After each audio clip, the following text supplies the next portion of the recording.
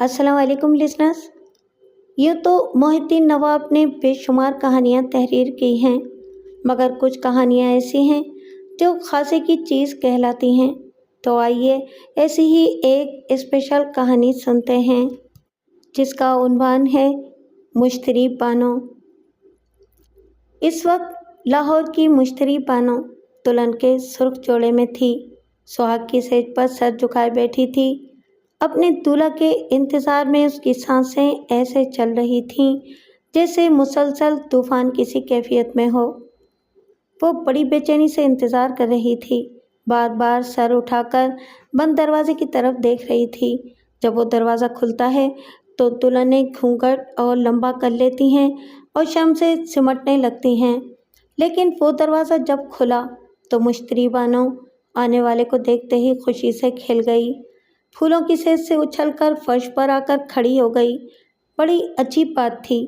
क्या दूल्हे का इस्तकबाल यूं भी होता है? और क्या दूल्हा ऐसे आता है जैसे वो आया था? यानी वो अपने साथ एक और दुल्हन लाया था। आने वाली दुल्हन पूरे 16 श्रृंगार किए हुए थी। सिर्फ कामता सुर्ख दुपट्टा और घूंघट उसके सर पर नहीं था। मुश्तरी बानो ने उसका दुपट्टा लेकर अपना सुर्ख घूंघट उसके सर पर डालकर उसे मुकम्मल दुल्हन बना दिया।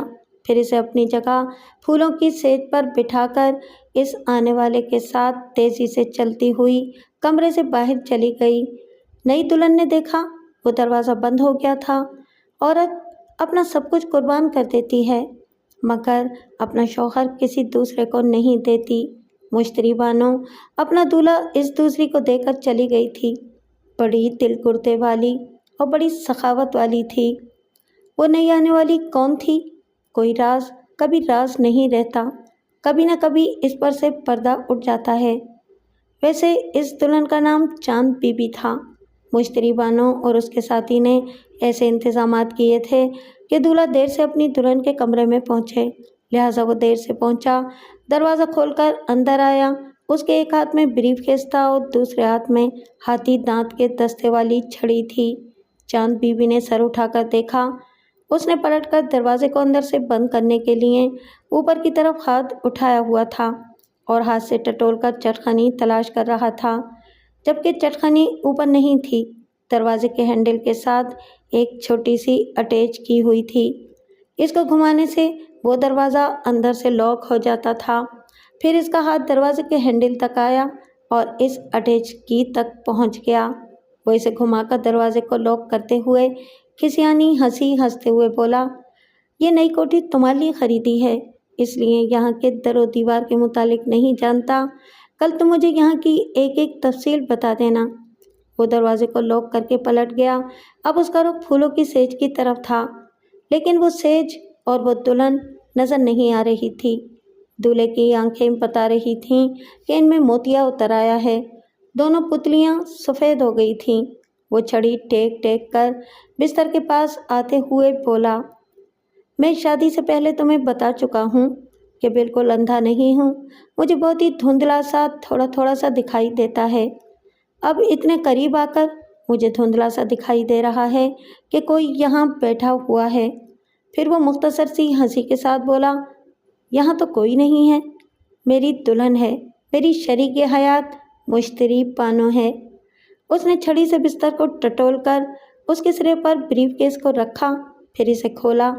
इसके अंदर आधे हिस्से में बड़े नोटों की कड्डियाँ थीं और आधे हिस्से में एक बड़ी सी दूरबीन रखी हुई थी। इसने टटोलकर दूरबीन को एक हाथ से उठाया, फिर दूसरे हाथ से ब्रीफकेस को बंद करके बिस्तर पर आगे बढ़ाते हुए बोला, मैं जल्दी में तुम्हारे लिए हीरे की अंगूठी खरीद ना सका। यूं भी जोहरी मेरी बसारत के पेश नज़र हीरे की जगह कोई चमकदार पत्थर दे सकता था। मैं नादानी से बचने की कोशिश करता हूँ। जब हीरा चाहता हूँ तो फिर हीरा ही हासिल करता हूँ, जैसा कि तुम असली हीरा हो और तुम्हारी जगह कोई पत्थर नहीं है। चांद बीवी ने नजरें उठाकर उसकी मोहताज आंखों को देखा और उसके इस दावे पर मुस्कुराई कि वो नकली नहीं असली माल हासिल कर रहा है। उसने कहा, इस ब्रीफकेस में पूरे 1 लाख रुपए हैं। इनसे तुम अपनी पसंद के हीरे की अंगूठी खरीद सकोगी। ये रकम दुल्हन की मुंह दिखाई के तौर पर पेश कर रहा हूँ। یہ کہہ کر اس نے آنکھوں سے دوربین لگائی، پھر اس کے لینس کو سیٹ کرنے لگا۔ اس کی بصارت اتنی ہی رہ گئی تھی کہ چاروں طرف سے اندھیرا چھایا رہتا تھا، اور اس اندھیرے کے درمیان میں جیسے ایک ننھے سے سوراخ سے کچھ اجالے کا دھندلکا دکھائی دیتا تھا۔ سامنے کوئی ہو تو انسانی خاکہ سا جھلکتا تھا۔ دوربین سے دیکھنے پر دور والا چہرہ نزدیک آ جاتا تھا، لیکن بصارتی کرن اتنی باریک تھی کہ جیسے وہ سوئی کے ناکے سے جھانک کر دیکھ رہا ہو۔ آنکھیں، ناک، نتھ، ہونٹ، کان اور کانوں کے جھمکے یوں دکھائی دیے جیسے دوربین کے شیشوں پر پانی کے چھینٹے پڑ گئے ہوں اور سامنے کی ہر شے دھندلا گئی ہو۔ دلہن کی مستند شناخت نہیں تھی۔ حالات کے سیاق و سباق سے سمجھا جا سکتا تھا کہ نکاح مشتری بانو سے ہوا ہے، لہٰذا وہ دلہن مشتری بانو ہی ہے۔ وہ بیچارہ دولہا بھی دوربین کے ذریعے دیکھتے دیکھتے مشتری کی سطح پر اترنا چاہتا تھا، مگر غلطی سے چاند پر اتر گیا۔ اس رات ایک ڈارک روم میں بہت سے نگیٹو کے پرنٹ تیار ہو رہے تھے۔ صفدر بخاری ایک ایک تصویر تیار کر کے مشتری بانو کو دے رہا تھا۔ مشتری اس تاریک کمرے کی سرخ مدھم لائٹ میں ان تصویروں پر ایک نظر ڈال کر انہیں ایک تنی ہوئی ڈوری پر کلپ کے ذریعے لٹکا دیتی تھی تاکہ وہ گیلی تصویریں خشک ہوتی رہیں۔ ایک تصویر میں وہ اپنے نابینا شوہر ملک حیات شاہ کے ساتھ ایک رجسٹرار کے آفس میں تھی۔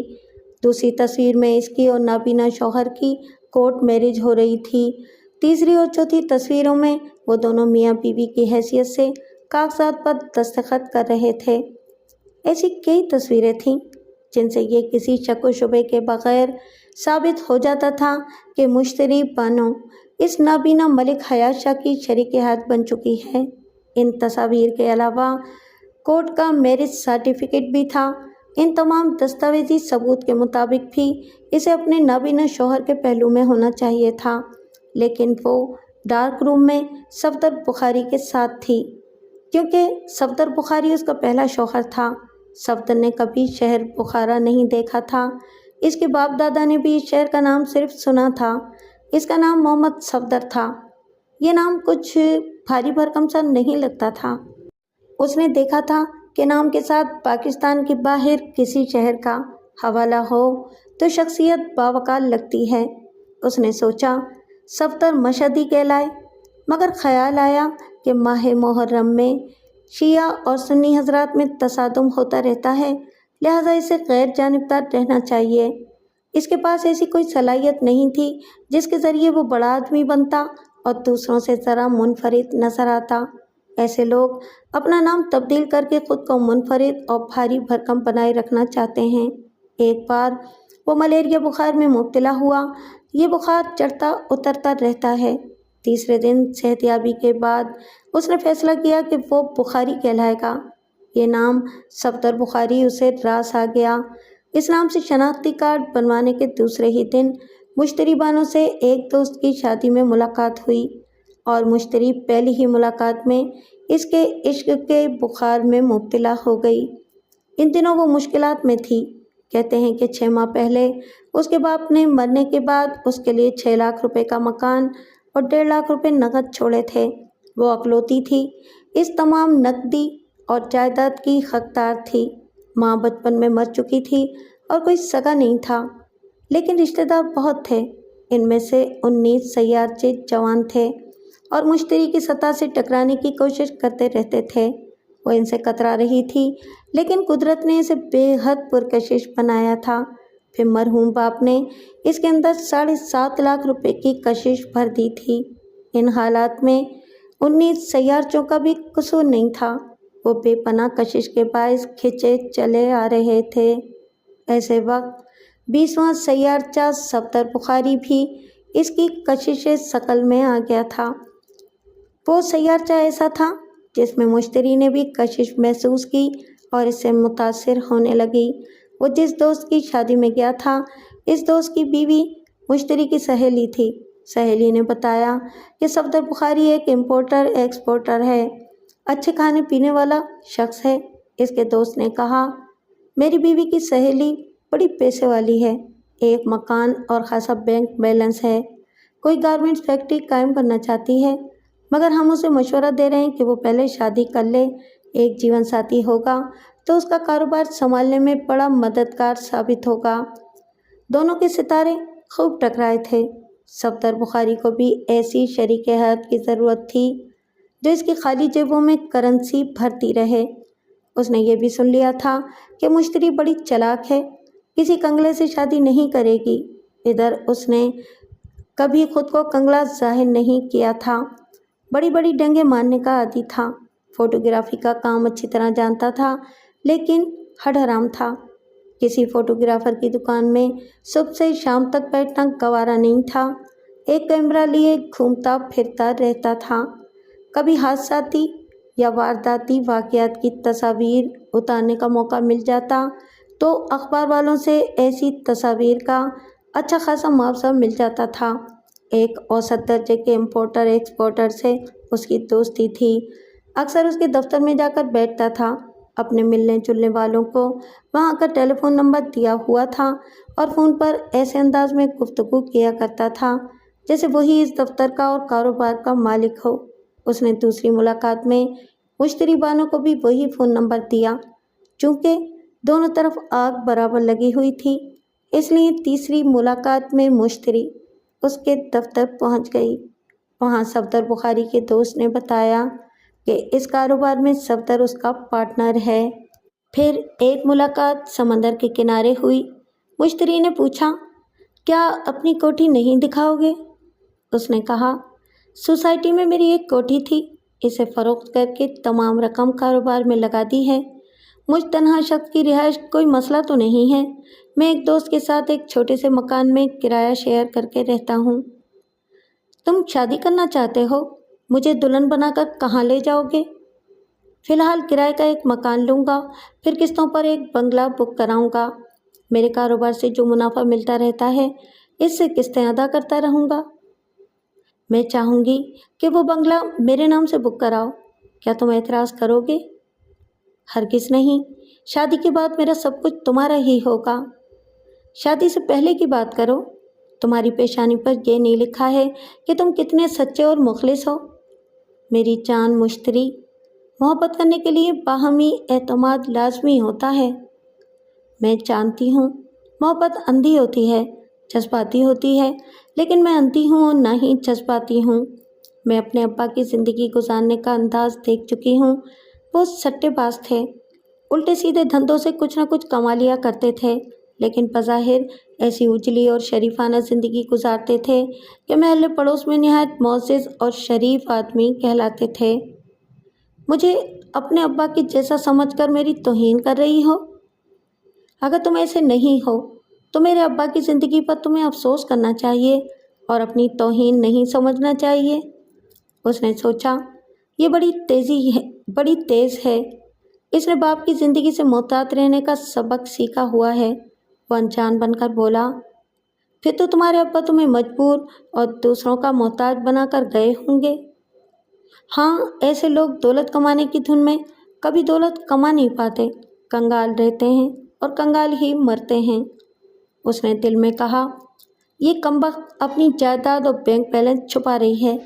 बहुत चालाक है, लेकिन मर्द से ज़्यादा चालाक नहीं हो सकती। मैं इसे ऐसा चक्कर दूंगा कि सारी ज़िंदगी चकराती रहेगी। क्या तुम किसी रिश्तेदार के यहाँ रहती हो? हाँ, मेरे एक चाचा का मकान खाली पड़ा हुआ था, उन्होंने मुझे रहने के लिए दिया है। मैं ख़वातीन के कपड़े सिलाई करके अपने अखराजात पूरे करती हूँ। इसीलिए तुम मुझसे खुशहाल ज़िंदगी की ज़मानत चाहती हो। मुझे बताओ, तुम मुझ पर किस तरह एतमाद करोगी? इस तरह कि तुम्हारे दोस्त के साथ कारोबार में तुम्हारी जो पार्टनरशिप है, मुझे इस पार्टनरशिप के मुआहदे के कागजात दिखाओ और एक नया मुआहदा करो जिसकी रूह से कारोबार में तुम्हारे हिस्से का मुनाफा मैं हासिल करूंगी। इस मुनाफे की रकम मेरे बैंक अकाउंट में रखा करेगी। तुम जब चाहोगे मैं तुम्हारे अखराजात के लिए माकूल रकम देती रहूँगी।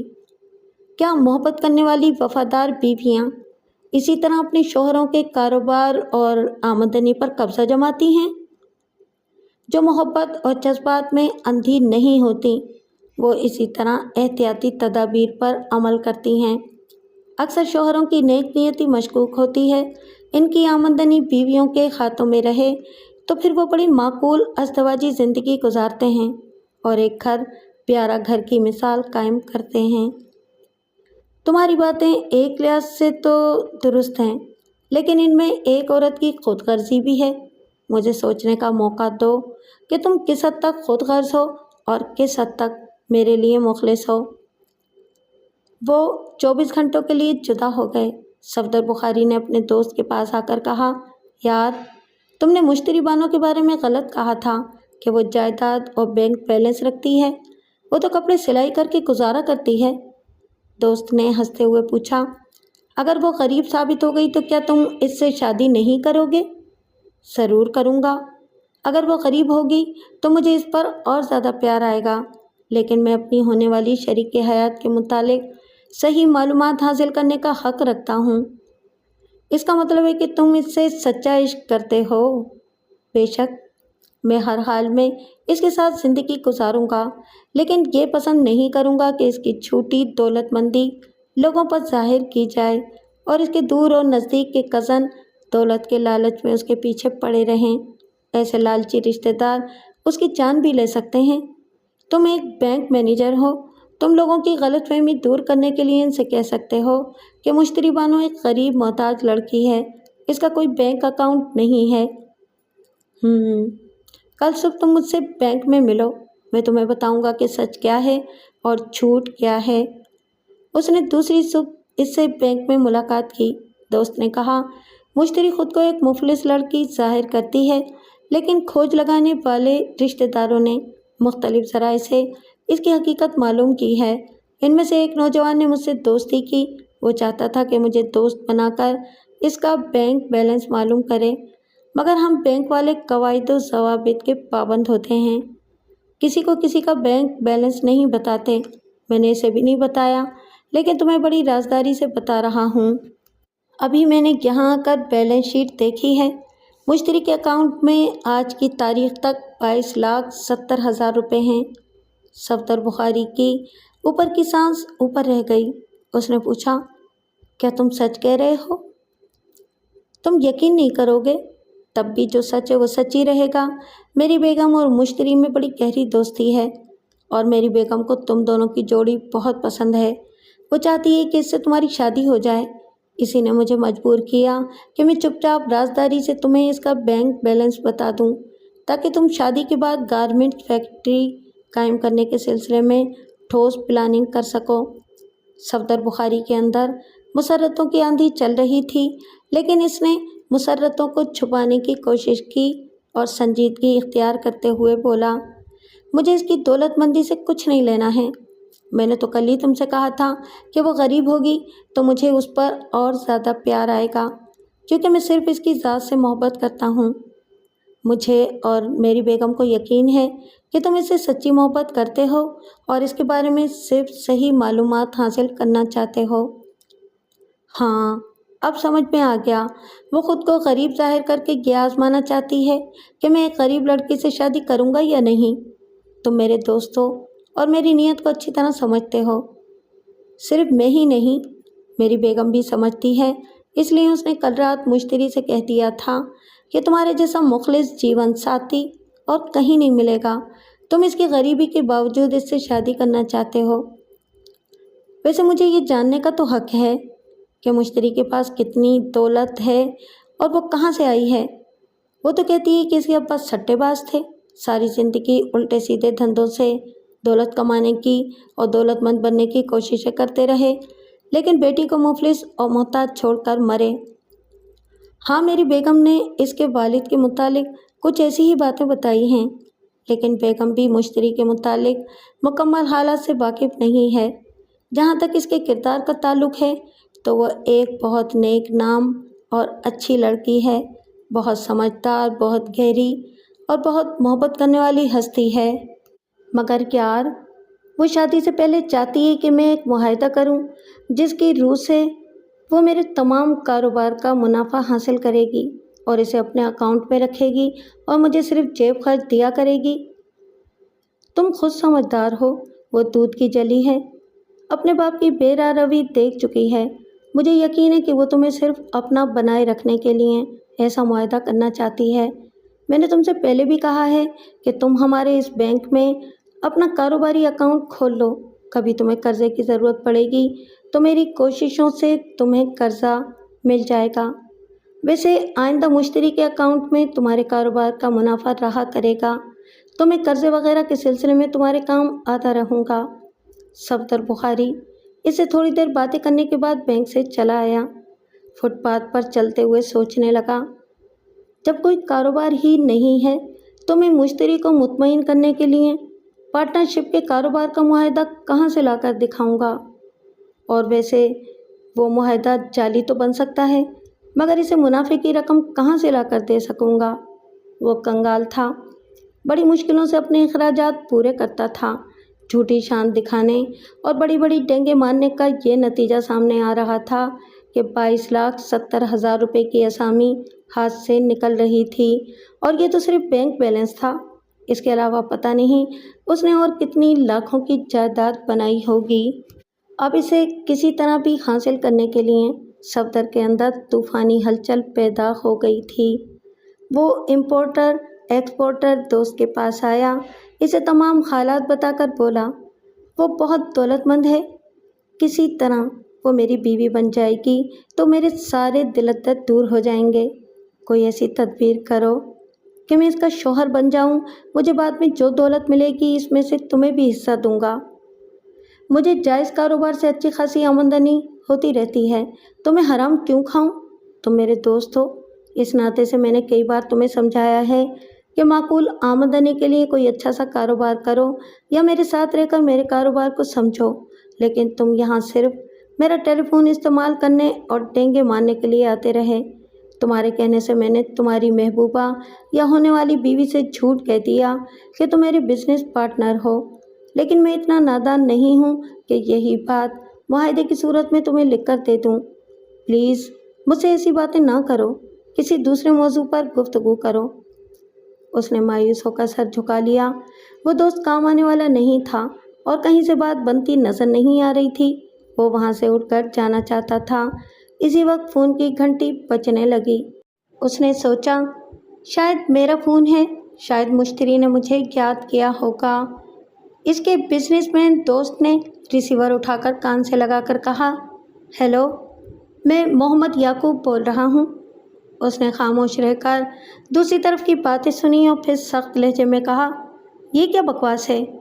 تم نے 5 لاکھ روپے بینک میں جمع کیوں نہیں کرائے؟ وہ پھر دوسری طرف کی باتیں سننے لگا اور کہنے لگا، اچھا، ہاں ٹھیک ہے، یہ تم نے اچھا کیا ہے۔ رقم کو سنبھال کر رکھو، میں شام کو 7 بجے تک آؤں گا۔ یہاں 6 بجے جدہ سے ایک اہم فون آنے والا ہے، اسے اٹینڈ کر کے ہی آؤں گا۔ اس نے ریسیور رکھ دیا اور پھر بڑبڑانے کے انداز میں کہا، پتہ نہیں یہاں کی پولیس کیا کرتی ہے، ڈاکو بڑی دلیری سے بینک لوٹ کر چلے جاتے ہیں، اس کے بعد پولیس والے سگریٹ پھونکتے ہوئے اور پان چباتے ہوئے پہنچتے ہیں۔ صفدر نے پوچھا، کیا کہیں ڈاکہ پڑا ہے؟ ہاں، تمہاری بھابھی بینک میں 5 لاکھ روپے جمع کرانے جا رہی تھیں۔ ہمارے نصیب اچھے تھے کہ بینک میں داخل نہیں ہوئی تھیں، وہاں سے کچھ دور تھیں، تب ہی فائرنگ کی آواز سنائی دی، وہاں بھگدڑ شروع ہو گئی۔ پتہ چلا کہ ڈاکو بینک سے رقم لوٹ کر ایک گاڑی میں فرار ہو رہے ہیں، انہیں روکنے کی کسی میں جرت نہیں تھی۔ تمہاری بھابھی فوراً ہی واپس ہو کر اپنی کار میں آ گئیں، رقم واپس گھر لے آئیں۔ صفدر نے کہا، رقم تو آنی جانی چیز ہے، شکر کرو بھابھی کی جان بچ گئی، اگر وہ بینک کے اندر ہوتیں تو فائرنگ کی زد میں آ سکتی تھیں۔ وہ بول رہا تھا مگر اس کے دماغ میں 5 لاکھ روپے چکرا رہے تھے۔ اگر یہ رقم اس کے ہاتھ میں ہوتی تو وہ بڑی ہیرا پھیری سے مشتری کا اعتماد حاصل کر کے اسے اپنی شریک حیات بنا سکتا تھا۔ اس کے دماغ میں جلدی جلدی مختلف قسم کے منصوبے پکنے لگے اور پھر اس نے دوست سے پوچھا، یعقوب، تمہیں بھابھی کی سلامتی سے کتنی خوشی ہو رہی ہے؟ کچھ بتاؤ تو۔ میں اپنی وائف سے محبت کرتا ہوں، اس کی جان کے صدقے میں ایک بکرے کی قربانی دوں گا۔ دوست، میں بکرے سے زیادہ مسکین ہوں، بکرے کی جان لینے کی بجائے انسان کے کام آؤ۔ ابھی مجھے 3,000 روپے کی سخت ضرورت ہے، भाभी की जान सदका समझ कर दे दो। तुमने पहले के 2000 रुपये अब तक वापस नहीं किए। बहरहाल तुम मेरी वाइफ की जान का सदका मांग रहे हो, मैं इनकार नहीं करूँगा। इसने मेज़ की एक दराज खोलकर 3000 रुपये निकाले। सफदर बुखारी ने अपनी जगह से उठकर रकम लेते हुए कहा, तुम वाकई वक्त पर काम आने वाले दोस्त हो, मैं तुम्हारा ये एहसान कभी नहीं भूलूंगा। वो रकम जेब में रखकर इस कमरे से दूसरे कमरे में आया। वहाँ एक अकाउंटेंट बैठा अपने काम में मसरूफ़ था। उसने सफदर को जाते देखकर सलाम किया, फिर अपने काम में मसरूफ़ हो गया। सफदर बाहर आकर एक टैक्सी में बैठते हुए बोला, सोराबकोट चलो। टैक्सी चल पड़ी। इन दिनों सोराबकोट में ऑपरेशन क्लीन अप नहीं हुआ था। वहाँ बड़ा मार्केट कायम थी। बैरूनी ममालिक की स्मगल की हुई चीज़ें सस्ते दामों मिल जाया करती थीं, लेकिन वो बड़ा मार्केट हीरोइन की पुड़िया और असले की फ़रोख्त के बायस बदनाम थी। सफदर बुखारी ने वहाँ से 2500 रुपये में एक रिवॉल्वर और 6 बुलेट्स ख़रीदे। फिर रिवॉल्वर को लोड करके लिबास में छुपा लिया। वहाँ से शाम के 4 बजे बहन के घर आया। बहनोई इस वक्त मौजूद नहीं था। उसने बहन से कहा कि मैं नंबर डायल करता हूँ, तुम रिसीवर कान से लगा कर रखो। दूसरी तरफ से कोई बोले तो जवाब में कहना कि तुम अहमद अली के महल्ले से बोल रही हो। अहमद अली की वालदा एक बस से टकराकर पूरी तरह ज़ख्मी हो गई है। इसे लांडी के ज़िया क्लिनिक में पहुंचाया गया है। प्लीज़ आप मोहम्मद अली को फ़ौरन भेज दें। बहन कुछ बाउली किस्म की एब नॉर्मल सी थी, तो जैसा कहता था किसी बहस के बगैर वैसा ही किया करती थी। इसने रिसीवर उठाकर कान से लगाया। सफदर ने नंबर डायल किए, फिर बहन के पास आकर उसके सर से सर लगाकर रिसीवर की आवाज़ सुनने लगा। दूसरी तरफ से आवाज़ आई, हेलो, मैं मोहम्मद याकूब बोल रहा हूँ। इस बावली को जैसा कहा गया था वो वैसी ही बातें कहने लगी। फिर याकूब की आवाज़ आई, मैं अभी अहमद अली को यहाँ से फारिग करके भेज रहा हूँ। सफदर ने बहन से रिसीवर लेकर क्रेडिल पर रख दिया और फिर कहा, शाबाश, तुम बहुत अच्छी हो। कौन कहता है कि एब नॉर्मल हो? आपके बहनोई ताना देते हैं कि मेरे सर में भेजा नहीं है। अगर है तो न होने के बराबर है। मेरी याददाश्त बहुत कमज़ोर है, मैं बहुत सी बातें भूल जाती हूँ। बहुत अच्छा करती हो। ये फ़ोन वाली बात भी भूल जाओ और अपने मियाँ से इसका जिक्र ना करना। वो बहन के घर से निकला, एक टैक्सी के ज़रिए फिर अपने दोस्त याकूब के दफ्तर में पहुँच गया। शाम के 5 बज रहे थे। आसपास के दफातर बंद हो रहे थे। इस इमारत की तीसरी मंजिल पर सिर्फ 2 कमरे थे जिसमें याकूब ने दफ्तर कायम किया था। वो पहले कमरे में पहुंचा तो अकाउंटेंट अहमद अली नहीं था। वो माँ के हादसे की खबर सुनते ही चला गया था। सफदर ने दरवाजे को अंदर से बंद कर दिया। याकूब ने अपने कमरे से पूछा, कौन है? वो कमरे में आकर बोला, मैं हूँ, तुम्हारे 3000 रुपये का एहसान का बदला चुकाने आया हूँ। ये कहते ही इसने लिबास से रिवॉल्वर निकालकर उसका निशाना लिया। वह हैरानी से बोला, ये क्या हरकत है? क्या ये असली है? ऐसा मजाक क्यों कर रहे हो? तुमसे 3000 लेकर सोराबकोट गया था, वहाँ से ये लाया हूँ। एक गोली चलेगी तो इसके असली होने के यकीन करने का वक्त गुजर चुका होगा। तुम ये रिवॉल्वर दिखाकर मुझसे क्या हासिल करना चाहते हो? देखो, इसे सामने से हटाकर बात करो, वरना धोखे से ही गोली चल जाएगी। इसमें से कोई गोली धोखे से नहीं, मेरी मर्ज़ी से चलेगी। और मेरी मर्ज़ी तब होगी जब तुम अपनी मर्ज़ी से 5 लाख रुपए नहीं दोगे। कैसी बातें कर रहे हो? वो रकम यहाँ नहीं है। कोई बात नहीं, मैं रकम तक पहुँच जाऊँगा। अगर चाहता तो पहले तुम्हारे घर जाकर तुम्हारी वाइफ से 5 लाख छीन कर उसे कत्ल कर देता, लेकिन इधर तुम जिंदा रहकर मुझ पर शुबा करते। अब अगर तुम जिंदा रहना चाहते हो तो जैसा मैं कहूँ वैसा करते जाओ। तुम क्या करना चाहते हो? मैं अभी फ़ोन पर तुम्हारी वाइफ से कह रहा हूँ कि तुम अगवा किए गए हो। 5 लाख रुपए तावान अदा करने के बाद ही ज़िंदा अपने घर पहुँचोगे। फिर तुम फ़ोन पर अपनी वाइफ से कहोगे कि तुम्हें अगवा करके किसी नामालूम जगह पहुँचाया गया है। अगर वो इस सिलसिले में पुलिस से रब्ता करेगी या कोई चालाकी दिखाएगी तो उसे तुम्हारी लाश ही मिलेगी। क्या मेरी वाइफ तावान की रकम लेकर यहाँ आएगी? नहीं, मैं यहाँ तुम्हारे हाथ पांव बांधकर मुंह पर टेप चिपका कर जाऊँगा। तुम अपनी वाइफ से कहोगे कि एक शख्स उसके पास रकम लेने आ रहा है। میں جانتا ہوں کہ وہ تنہا رہتی ہے، صرف ایک ملازمہ تمہارے وہاں پہنچنے تک رہا کرتی ہے۔ اس سے کہو ملازمہ کو فوراً چھٹی دے کر مکان میں بالکل تنہا رہے۔ 15 منٹ کے بعد پھر فون کیا جائے گا۔ اگر وہ تنہا ہوگی تو اس سے کہا جائے گا کہ سامنے والے ڈرائنگ روم میں ایک بریف کیس کے اندر 5 لاکھ روپے لے کر بیٹھے۔ بریف کیس کھلا رہے اور وہ اپنی دونوں آنکھوں پر ٹیپ چپکا لے تاکہ آنے والے شخص کو نہ دیکھ سکے۔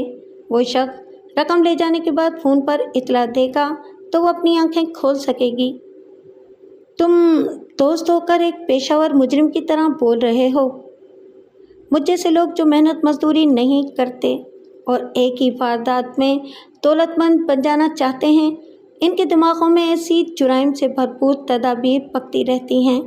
بیکاری اور بے روزگاری میں دن رات ایسے منصوبے سوچنے کا وقت ملتا رہتا ہے، اس لیے تو بڑی آسانی سے جرائم ہونے لگے ہیں۔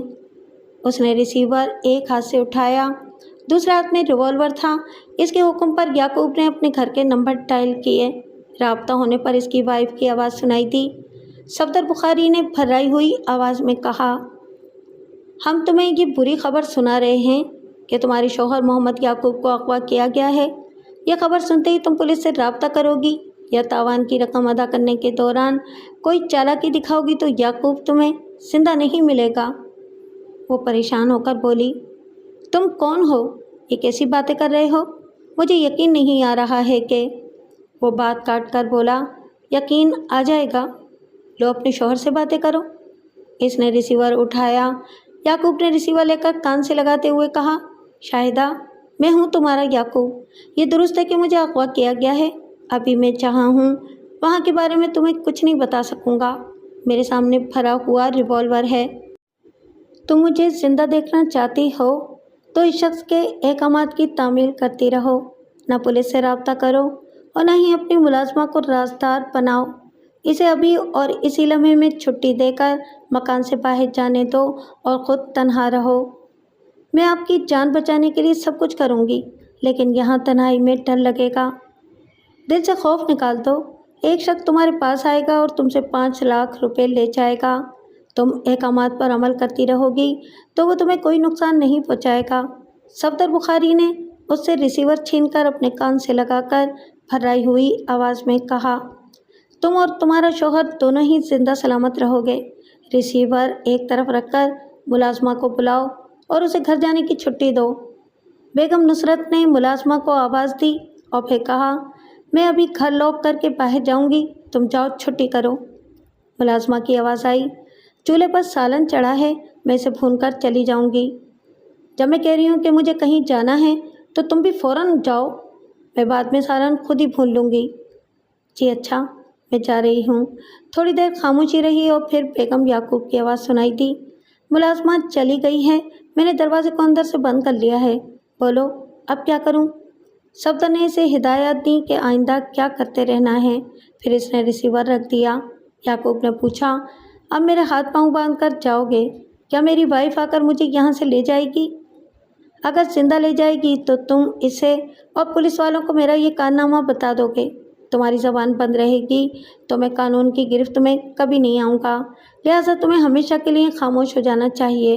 یہ کہتے ہوئے اس نے ایک صوفے پر پڑے ہوئے چھوٹے سے کشن کو اٹھایا۔ ایسے اضافی کشن عام طور پر صوفوں کی پشت پر رکھے رہتے ہیں۔ اس نے ریوالور کو اس کشن سے لپیٹ لیا۔ اس کی نال کا رخ یعقوب کی طرف تھا۔ وہ گھبرا کر کرسی سے اٹھ کر بولا، یہ کیا کر رہے ہو؟ ایسا کہتے ہوئے وہ چیخنا چاہتا تھا، اس سے پہلے ہی گولی چل گئی۔ فائر کی آواز ابھری، لیکن کشن کے باعث اس کمرے کی 4 دیواری تک محدود رہی۔ اس نے دوسرا فائر کیا۔ چونکہ اناڑی تھا اس لیے پہلا نشانہ خطا ہوا، دوسری گولی شانے پر لگی۔ دہشت کے مارے یعقوب کے حلق سے آواز نہیں نکل رہی تھی۔ وہ میز کے پیچھے چھپنے کے لیے جھکنا چاہتا تھا۔ اسی وقت تیسری گولی اناڑی پن سے ہی اس کی پیشانی پر لگی اور وہ پیچھے کی طرف الٹ کر فرش پر ٹھنڈا پڑ گیا۔ صفدر نے ٹیلی فون کے تار کاٹ دیے۔ دراز کھول کر دیکھا، اس میں کچھ نوٹوں کی گڈیاں رکھی ہوئی تھیں۔ اس نے گڈیوں کو جیبوں میں بھر لیا، ریسیور اور میز وغیرہ سے انگلیوں کے نشانات مٹا دیے۔ پھر وہاں سے نکل کر دفتر کے بیرونی دروازے کو بند کر کے تالا لگا دیا۔ وہ منصوبے کے مطابق مقتول دوست کے مکان کے سامنے پہنچا۔ مکان کے اندر اور باہر اس کے حکم کے مطابق ہی تمام لائٹیں بجھا دی گئی تھیں۔ وہ محتاط انداز میں چلتا ہوا بیرونی دروازے پر آیا۔ بیگم یعقوب نے اسے کھلا رکھا تھا۔ وہ دبے قدموں سے چلتا ہوا نیم تاریکی میں اندر آیا۔ دور سے سڑک کی ہلکی روشنی آ رہی تھی۔ بیگم یعقوب آنکھوں پر ٹیپ چپکائے اپنے سامنے سینٹر ٹیبل پر کھلا ہوا بریف کیس رکھے بیٹھی تھی۔ دبے قدموں چلنے کے باوجود جوتوں کی چاپ سنائی دی۔ بیگم یعقوب نے پوچھا، کون ہے؟ وہ بھرائی ہوئی آواز میں بولا، خاموش رہو اور زندہ رہو۔ 1 گھنٹے کے اندر اندر تمہارا شوہر بھی تمہیں زندہ سلامت ملے گا۔ وہ خاموش بیٹھی رہی۔ اس نے نیم دھندلی سی روشنی میں بریف کیس کے اندر نوٹوں کی کٹیاں دیکھیں۔ اس بریف کیس کو بند کیا، پھر اسے بغل میں داب کر دروازے تک آیا۔ وہاں سے پھر بھرائی ہوئی آواز میں بولا، 500 تک گنتی پڑھتی رہو۔ گنتی پوری ہو جائے تو آنکھوں سے ٹیپ ہٹا دینا۔ ابھی تمہارا شوہر پہنچنے والا ہے۔ وہ اس مکان سے نکل آیا۔ اس دوست کے ساتھ وہ ایک مکان کے کرائے میں حصے دار بن کر ایک کمرے میں رہتا تھا۔ وہ دوست رات کے 9 بجے سے صبح 5 بجے تک کے لیے ڈیوٹی پر جاتا تھا اور دروازے پر تالا لگا دیا کرتا تھا۔ اس تالے کی دوسری چابی صفدر کے پاس رہتی تھی۔ وہ رات کے 9 بجے کے بعد اس مکان میں آیا تاکہ دوست کو اس خزانے کا علم نہ ہو جو وہ ساتھ لایا تھا۔ اس نے دروازے کو اندر سے بند کر کے بریف کیس کی رقم گنی۔ پورے 5 لاکھ روپے تھے۔ دفتر کے دراز سے جو کٹیاں چھپا کر لایا تھا وہ 40,000 سے کچھ زیادہ تھے۔ اس رات وہ خاصا مالدار ہو گیا تھا۔ اس نے تمام رقم کو بستر کے نیچے چھپا دیا، پھر آئینے کے سامنے آ کر خود کو دیکھنے اور حیرانی سے سوچنے لگا کہ آج اس نے اتنی بڑی واردات کیسے کی۔ اگرچہ دولت حاصل کرنے کے تصور میں وہ کسی سے رقم چھین لیتا تھا، بینکوں میں ڈاکے ڈالا کرتا تھا اور اسمگلنگ کے ذریعے لاکھوں کروڑوں روپے حاصل کیا کرتا تھا، مگر وہ عملی طور پر بھی ایسا کر گزرے گا، اس نے یہ کبھی نہ سوچا تھا۔ مشتری کی کشش نے سوچنے کی مہلت نہیں دی تھی۔ صفدر مشتری کی سمت کھنچا جا رہا تھا۔ وہ 5 لاکھ روپے جیسی بڑی رقم اپنے باپ کو بھی کبھی نہ دیتا، لیکن مشتری کو اس لیے دینا چاہتا تھا کہ ان 5 لاکھ کے ذریعے اس کے 22,70,000 روپے اپنی طرف کھینچ سکتا تھا۔ اس نے کمرے سے نکل کر دروازے کو مقفل کیا، پھر مکان سے باہر آ کر دروازے پر تالا لگایا۔ اس کے بعد PCO میں آ کر اپنے بینک مینیجر دوست سے رابطہ کیا اور پھر اسے کہا، میرے پاس مشتری کا کوئی کانٹیکٹ نمبر نہیں ہے، کیا تم اسے پیغام پہنچا سکتے ہو کہ میں ابھی اس سے ملنا چاہتا ہوں؟ وہ مجھے اپنے گھر پر بلائے یا تمہارے ہاں آ کر مجھ سے ملاقات کرے۔ بینک مینیجر دوست نے کہا، 15 منٹ بعد پھر فون کرو، میں مشتری کا جواب تمہیں سنا سکوں گا۔ وہ وہیں PCO میں بیٹھ کر انتظار کرنے لگا۔ 15 منٹ کے بعد دوبارہ رابطہ کرنے پر دوست نے اسے ایک فون نمبر نوٹ کرایا اور پھر کہا، اس نمبر پر تم اس سے باتیں کر سکو گے۔ اس نے نوٹ کیے ہوئے نمبر پر رابطہ کیا تو اس کی آواز سنائی دی۔ وہ سرد آہ بھر کر بولا، یوں لگتا ہے جیسے میں صدیوں کے بعد تمہاری رس بھری آواز سن رہا ہوں۔ اس کی ہنسی سنائی دی، پھر وہ بولی، ہاں آگے بولو، میں ابھی تم سے ملنا چاہتا ہوں، بہت ضروری کام ہے۔ اس وقت 10:30 بجے ہیں، تم آؤ گے تو آدھی رات ہونے کو آ جائے گی، بہتر ہے کہ صبح ملاقات کرو۔ نہیں، یہ ملاقات ابھی ضروری ہے۔ اگر تنہائی میں ملاقات نہ کرنی چاہو تو اپنی سہیلی کے ہاں چلی آؤ۔ ملاقات اتنی ہی ضروری ہے تو میرے گھر چلے آؤ اور پتہ نوٹ کرو۔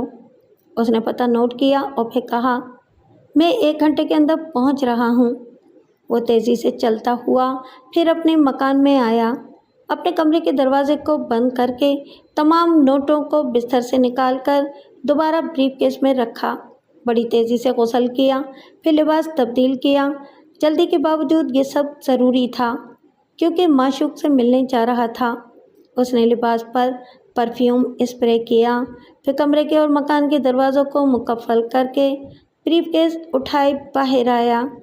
اس کے بعد ایک ٹیکسی والے کے پاس آ کر کہا، بہادر آباد چلو۔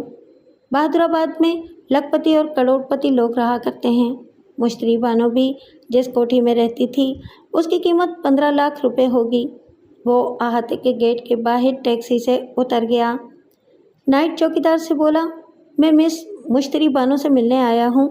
मेरा नाम सफदर बुखारी है। चौकीदार को मुश्तरी ने पहले ही ये नाम बता दिया था। इसने गेट का छोटा ज़िमनी दरवाज़ा खोल दिया और फिर कॉल बेल के बटन को दबा दिया। वो कोठी के बरामदे में पहुंचा। दरवाजे पर लगे हुए स्पीकर से आवाज़ आई, अंदर चले आओ, दरवाज़ा खुला है। वो दरवाज़ा खोलकर अंदर आ गया। वो ड्राइंग रूम में मौजूद थी। वो बोली, आओ बैठो, मुझसे ऐसा क्या ज़रूरी काम पड़ गया है। वो ब्रीफ केस को सेंटर टेबल पर रखकर बोला, तुमने मुझ पर जादू कर दिया है। आज मैंने तुम्हारी खातिर अपने पार्टनर से झगड़ा किया है। वो इस बात पर राज़ी नहीं हो रहा था कि मैं अपने हिस्से का मुनाफा तुम्हारे नाम लिख दूँ। वो कह रहा था कि इस तरह 3 पार्टनर हो जाएंगे और वो कारोबार में किसी तीसरे का मुतहम्मिल नहीं है। फिर तुमने क्या कहा? कहना क्या था? मैंने कहा, मैं हर हाल में मुश्तरी बानों से तहरीरी मुआहदा करूँगा और अपना मुनाफा अपनी होने वाली बीवी के नाम लिखूँगा। अगर उसे मंजूर नहीं है तो कारोबार में लगाई हुई मेरी रकम वापस कर दे। वो भी शायद मुझे अपने कारोबार से अलग करने की प्लानिंग कर चुका था, इसलिए उसने फ़ौरन ही मेरे 5 लाख रुपए वापस कर दिए। मुश्तरी ने कनखियों से ब्रीफ केस को देखा और फिर पूछा, अच्छा, तो तुम्हारे 5 लाख तुम्हें वापस मिल गए हैं? हाँ, मैं तुम्हें पार्टनरशिप के कागजात दिखाना चाहता था, अपने हिस्से का मुनाफा तुम्हारे नाम लिखना चाहता था, लेकिन ये सब कुछ ना कर सका। तुम्हारा एतमाद हासिल करने के लिए ये 5 लाख रुपए तुम्हारे लिए लाया हूँ। वो सामने वाले सोफे पर बैठकर मुस्कुराते हुए बोली, तुम वाकई साबित कर रहे हो कि मुझसे सच्ची मोहब्बत करते हो और शादी के बाद सिर्फ मेरे ही बनकर रहोगे। लेकिन उसने बात अधूरी छोड़ दी। सफदर ने पूछा, लेकिन क्या? ये रकम क्या कबूल नहीं करोगी? ज़रूर करूँगी, लेकिन कल एक स्टाम्प पेपर ले आओ और इस पर लिख दो कि तुमने आज की तारीख में मुझे 5 लाख रुपए दिए हैं। अगर किसी वजह से हमारी शादी ना हो सकी तो मैं ये रकम तुम्हें वापस कर दूंगी, और अगर शादी हो जाएगी तो एक शरीक हयात के रिश्ते से ये रकम मेरे अकाउंट में रहेगी। मैं अपनी खुशी से अपनी सारी कमाई तुम्हें दे रहा हूँ। इस सिलसिले में लिखना क्या ज़रूरी है? मैं हमेशा पक्का काम करती हूँ, खुद गर्ज कहलाना नहीं चाहती। तुम्हारी तहरीर हम दोनों के पास रहेगी और ये सबूत रहेगा कि ये 5 लाख मैंने तुमसे लिए हैं और ये तुम्हारे ही रहेंगे। सफदर ने सोचा, यह हसीना खुद गर्ज नहीं है, मेरी इतनी बड़ी रकम को तहरीरी मुआहदे के ज़रिए मेरी ही रखना चाहती है। वो बोला, अच्छी बात है, कोर्ट के कागजात पर क्या लिखना होगा? एक मुख्तसर सा मज़मून अभी लिखवा दो। मैं ये मज़मून स्टाम्प वेंडर के मुंशी से कानूनी अल्फाज में लिखवा लूँगा। वो बोली, मज़मून तो कोई ख़ास नहीं है, बस इतना लिखवा कर अपने दस्तखत करवा दो कि तुमने अपने बिजनेस पार्टनर याकूब से पार्टनरशिप ख़त्म कर ली है। कारोबार में लगाए हुए 5 लाख रुपए तुम्हें याकूब ने वापस कर दिए हैं और ये रकम तुम मेरे पास अमानत के तौर पर रख रहे हो। सफदर ने कहा, इसमें याकूब का और कारोबार का जिक्र क्या ज़रूरी है? मैं सिर्फ इतना लिख दूंगा कि अपने 5 लाख तुम्हें दे रहा हूँ। वो इनकार में सर हिलाकर बोली, नहीं, ये वजाहत ज़रूरी है कि जो रकम तुम मेरे पास अमानत रख रहे हो इसे कहाँ से लेकर आए हो। देखो, मेरे अब्बा बड़े नौसरबाज थे, बड़ी हेरा फेरी और शराफत से दूसरों को उल्लू बनाते थे। मैं तुम्हें दिलो जान से चाहती हूँ, लेकिन भरोसा करते करते करूँगी। वो इब्तिदा ही से डेंगे मारता रहा था कि इंपोर्ट एक्सपोर्ट के कारोबार में याकूब का पार्टनर है। अब यही बात लिखने से इनकार नहीं कर सकता था। दूसरे दिन उसने पक्के कागजात पर यह सब कुछ इसलिए लिख दिया कि याकूब के कत्ल का इल्ज़ाम इस पर नहीं आ सकता था। इसके खिलाफ कोई सबूत, कोई चश्मदीद गवाह नहीं था। इस तहरीर की एक नकल उसने अपने पास रखी और असल मुश्तरी को दे दी।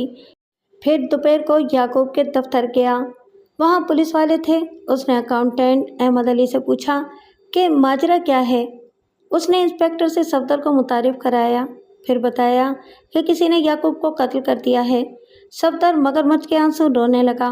पुलिस वालों ने अहमद अली और सफदर को थाने में ले जाकर इनके बयानात कलमबंद कराए। याकूब की बेवा फूट फूट कर रो रही थी। اس نے بیان دیا کہ مقتول یعقوب اپنے اکاؤنٹنٹ اور اپنے دوست صفدر کی اکثر تعریفیں کیا کرتا تھا۔ پھر صفدر اور احمد علی کے خلاف کوئی ثبوت اور گواہ نہیں تھے۔ ان دونوں کے پتے نوٹ کر کے چھوڑ دیا گیا، لیکن تاکید کی گئی کہ وہ تفتیش مکمل ہونے اور قاتل کے گرفتار ہونے تک شہر سے باہر نہ جائیں۔ تفتیش جاری رہی۔ قاتل گرفتار ہونے والا نہیں تھا، وہ دولہا بن گیا تھا۔ مشتری سے اس کی شادی ہو گئی۔ شادی کی رات صفدر بخاری نے اس حسینہ کا گھونگھٹ اٹھا کر اس کے حسن کی تعریفیں کیں اور کہا، آج تک کسی حسینہ نے مجھے اپنی طرف مائل نہیں کیا۔ تم میری زندگی کی پہلی حسین ساتھی ہو۔ یہ ہماری نئی زندگی کی ابتدا ہے، اس لیے میاں بیوی کو ایک دوسرے سے جھوٹ نہیں بولنا چاہیے۔ تم بھی اپنے بارے میں کچھ بتاؤ، کیا تم مجھ سے پہلے کسی اور سے بھی متاثر ہوئی تھیں؟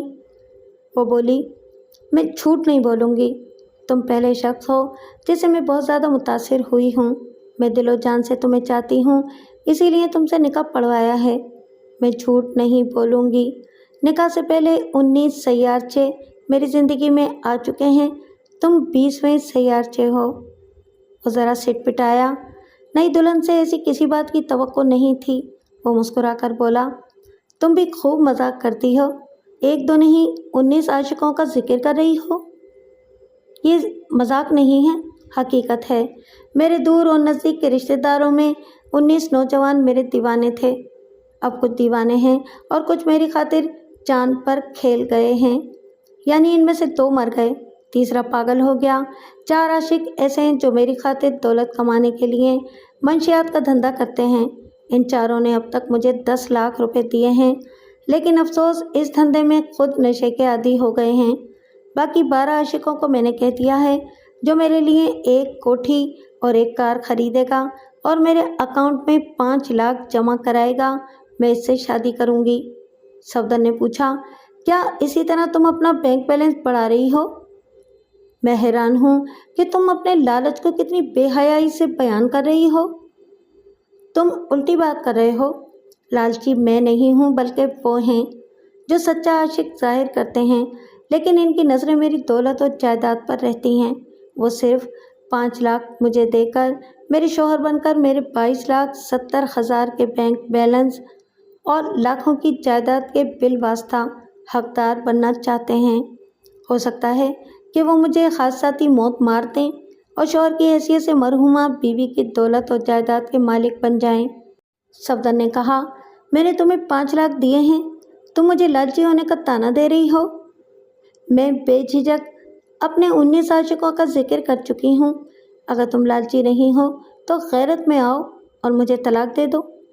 صفدر تھوڑی دیر تک اس کا منہ تکتا رہا، پھر بولا، تم کئی بار اپنے والد کا ذکر کر چکی ہو۔ باپ کی بے راہ روی کے باعث تمہارے اندر مرد کے خلاف نفرت پیدا ہو گئی ہے۔ تم سب کو لالچی اور قابل نفرت سمجھتی ہو، جبکہ میں نے خلوص نیت سے تمہیں اپنی شریک حیات بنایا ہے۔ ایک خلوص وہ ہوتا ہے جو خدا بندے کے دل میں پیدا کرتا ہے، اور ایک خلوص یہ ہے جو میں اپنے چاہنے والوں کے دلوں میں پیدا کرتی ہوں۔ میں نے تمہارے دل میں بھی یہ جذبہ پیدا کیا، اور تم بڑے خلوص سے میرے لیے ایک ہی دن میں 5 لاکھ لے آئے، جبکہ تمہارا نہ کوئی کاروبار تھا اور نہ کسی سے پارٹنرشپ تھی۔ وہ ذرا چونکا، پھر سنبھل کر بولا، کیا تم مجھے جھوٹا اور فریبی سمجھ رہی ہو؟ کیا کسی کاروبار کے بغیر میں نے اتنی بڑی رقم کہیں سے چوری کی ہے؟ اگر تم سچے ہو تو اخبارات جھوٹے ہیں۔ میں نے 1 ہفتہ پہلے یہ خبر پڑھی کہ یعقوب کو قتل کیا گیا ہے۔ میں انتظار کر رہی تھی کہ تم کسی ملاقات میں مجھے سابقہ پارٹنر کے قتل کی المناک خبر سناؤ گے۔ جب وہ پارٹنر نہ رہا، اس سے کوئی تعلق بھی نہ رہا، تو اس کا ذکر تم سے یا کسی سے کیوں کرتا؟ ذکر کرنے سے یہ بات عام جو ہو جاتی کہ تم مقتول کے پارٹنر تھے، جبکہ اخبارات میں پولیس کے اور اکاؤنٹنٹ احمد علی کے بیانات کے مطابق مقتول یعقوب کا کوئی بزنس پارٹنر نہیں تھا، اور مقتول کی بیوہ کے بیان کے مطابق کسی نے اس کے شوہر کو اغوا کیا تھا اور اسے تاوان کے طور پر 5 لاکھ روپے وصول کرنے کے باوجود اس کے شوہر کو قتل کر دیا تھا۔ صفدر نے سوچا تھا، اس ملک کی اکثریت اخبارات نہیں پڑھتی تھی، मुश्तरी भी नहीं पढ़ती होगी, और अगर पढ़ती भी होगी तो अखबारात में अक्सर कातिल और मकतूल की खबरें शाया होती हैं। याकूब का कोई पार्टनर नहीं, ऐसी तफसीलात शायद शाया नहीं होंगी, लेकिन इस सिलसिले में उसने खुद ही कई गलतियां की थीं। पहली गलती तो ये की कि जिस दिन इसे कत्ल किया उसी रात 5 लाख रुपए मुश्तरी के हवाले किए। मकतूल की बीवी के बयान से जाहिर हो गया कि वो इतनी बड़ी रकम कहाँ से और कैसे लाया था। इससे पूछा, क्या तुम मुझ पर शुबा कर रही हो कि कातिल और तावान की रकम लाने वाला वसूल करने वाला मैं हूँ? मुझे 5 लाख मिल गए, मैं आम खाऊंगी, इस झगड़े में नहीं पड़ूंगी कि ये किस दरख्त से आए हैं और किस तरह तोड़कर लाए गए। सफदर जरा मुतमईन हुआ और बोला, अब मैं तस्लीम करने लगा हूँ कि तुम बहुत ज़्यादा समझदार हो और ये उसूल जानती हो कि हमें सिर्फ आम खाने चाहिए, पेड़ नहीं गिरने चाहिए। ये सिर्फ तुम्हारी बात नहीं है, मैं दूसरे सैयारचों से भी ये नहीं पूछती हूँ कि वो कहाँ से रकम लाए हैं। कभी 10,000, कभी 25,000 और कभी 50,000 तक लाते हैं। यूँ किस्तों में मेरे पास 5 लाख रुपए जमा करने की कोशिशों में मसरूफ़ हैं। लेकिन अब तो तुम्हारी शादी हो चुकी है, वो जो 12 आशिक बाकी रह गए हैं वो तुम्हें 5 लाख देकर सारी ज़िंदगी तुम्हें दौलत से ऐश करना चाहते थे। मैं तुम्हारा शौहर बन चुका हूँ, क्या वो लोग तुमसे मायूस नहीं हुए हैं? उन्होंने मुझसे यही शिकायत की थी कि मैं इन्हें धोखा देकर तुमसे शादी कर रही हूँ, लेकिन मैंने जवाबन इन्हें समझाया है कि मैं अपनी ज़बान पर कायम हूँ। जो 5 लाख रुपए पूरे करेगा इससे शादी करूँगी। तुमने पहले ये रकम पूरी की इसलिए तुमसे शादी हो गई। तुम्हारे बाद जो रकम पूरी करेगा उसे शादी करने के लिए तुमसे तलाक ले लूँगी। वो चौंक कर बोला, ये क्या बकवास है? तुम मुझसे तलाक लोगी? क्या शादी ब्याह को खेल समझ रही हो? ये खेल मैं नहीं खेल रही हूँ, तुम सब खेल रहे हो। क्या मैंने किसी आशिक से ये कहा है कि वो मेरी दौलत के साए में ऐश करने के लिए मंशियात का धंधा करे? क्या मैंने तुमसे कहा था कि मेरा शौहर बनने के लिए किसी को कत्ल करो? शादी ब्याह खेल नहीं है, लेकिन तुम सब मेरे बैंक बैलेंस से शादी कर रहे हो। मैं तो महज एक सीढ़ी हूँ जिस पर चढ़कर तुम लोग किसी ख़जाने तक पहुँचना चाहते हो। ठीक है, मैं तुम्हारी कड़वी बातें तस्लीम करता हूँ, लेकिन तुमने भी ये सोचा कि तुम्हारे पास लालच से आने वालों में तुम्हारे लिए कोई ख़तरनाक भी हो सकता है, तुम्हें कत्ल भी कर सकता है। वो हंसने लगी, फिर बोली, एक दिन तो मरना ही है, लेकिन जब भी मरूंगी आशिकों को साथ लेकर मरूंगी। मेरे बैंक के लॉकर में तुम्हारी वो तहरीर पक्के कागज़ पर है कि तुम याकूब के बिजनेस पार्टनर थे और इससे अपने 5 लाख वापस लेकर आए हो। इस कागज़ पर इसी दिन की तारीख दर्ज है जिस दिन याकूब का कत्ल हुआ है, और इसकी बेवजह से कोई तावान के 5 लाख रुपए ले गया था। तुम्हारी इस तहरीर के साथ मेरा एक ख़त मुंसलिक है। मैंने लिखा है कि सफदर बुखारी की ये कमज़ोरी मेरे पास है, वो मुझे कत्ल कर सकता है या मेरी मौत को हादसाती बना सकता है। लिहाजा अगर मैं तबई मौत ना मरूं तो मेरा कातिल यकीनी तौर पर सफदर बुखारी होगा। सफदर बुखारी को चुप सी लग गई। उसके सामने सुहाग की सेज पर मुश्तरी बानो दुल्हन बनी बैठी थी। एक तो वो यूं भी हुस्न शबाब से मालामाल थी, दूसरे मालदार भी थी। तीसरी बात यह कि दुल्हन के रूप में और गज़ब ढा रही थी, पहले से भी ज़्यादा पुरकशिश हो चुकी थी। सफदर को भी सोचने की फुर्सत नहीं मिली थी, और जब सोचने का वक्त गुजर गया तो सामने बुरा अंजाम नज़र आ रहा था। सफदर को सुहाग रात गुजारने की खुशी नहीं थी, क्योंकि इसे एक दुल्हन 5 लाख में पड़ी थी। दूसरी सुबह उसने सामने वाली दीवार को देखा, वहाँ एक नागन की बड़ी सी तस्वीर थी।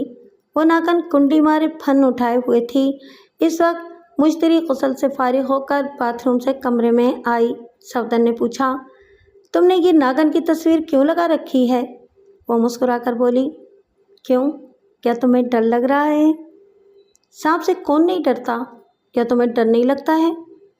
मैंने तनख्वाह इतनी बड़ी दुनिया में ज़िंदा रहने के लिए अपने अंदर इतना जहर भर लिया है कि अब जहर से या किसी जहरीली चाल से डर नहीं लगता है। मेरे अंदर का जहर इसका तोड़ कर लेता है। अब तुमसे ये बात छुपी नहीं है कि तुम्हारे बाप की तरह मैं भी नौसरबाज हूँ, लेकिन तुमसे जो हेरा फेरी की थी इसमें हार गया और तुम जीत गई। मुझे तुम्हारी चालाकी और ज़िंदगी गुजारने का तरीका बहुत पसंद है, लेकिन ये तरीका पसंद नहीं है कि कोई और आशिक 5 लाख रुपए पूरे कर ले तो तुम मुझे दूध की मक्खी की तरह निकाल फेंकोगी। क्या तुम भूल जाओगी कि मैंने भी तुम्हें 5 लाख दिए हैं?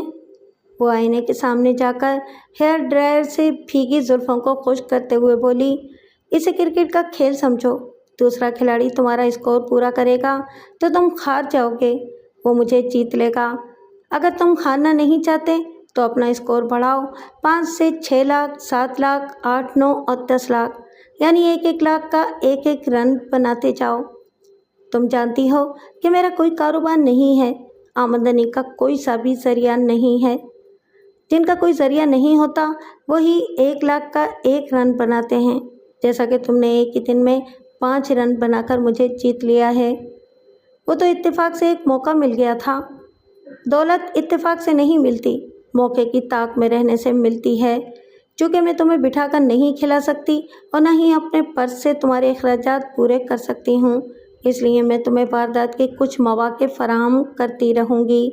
अगर कामयाबी से वारदात करते रहोगे तो अपने अखराजात भी पूरे करते रहोगे और मेरे अकाउंट में भी 1-1 रन का इजाफा करते रहोगे, और अगर नाकाम रहोगे तो जीतने वाला खिलाड़ी तुम्हारी जगह ले लेगा।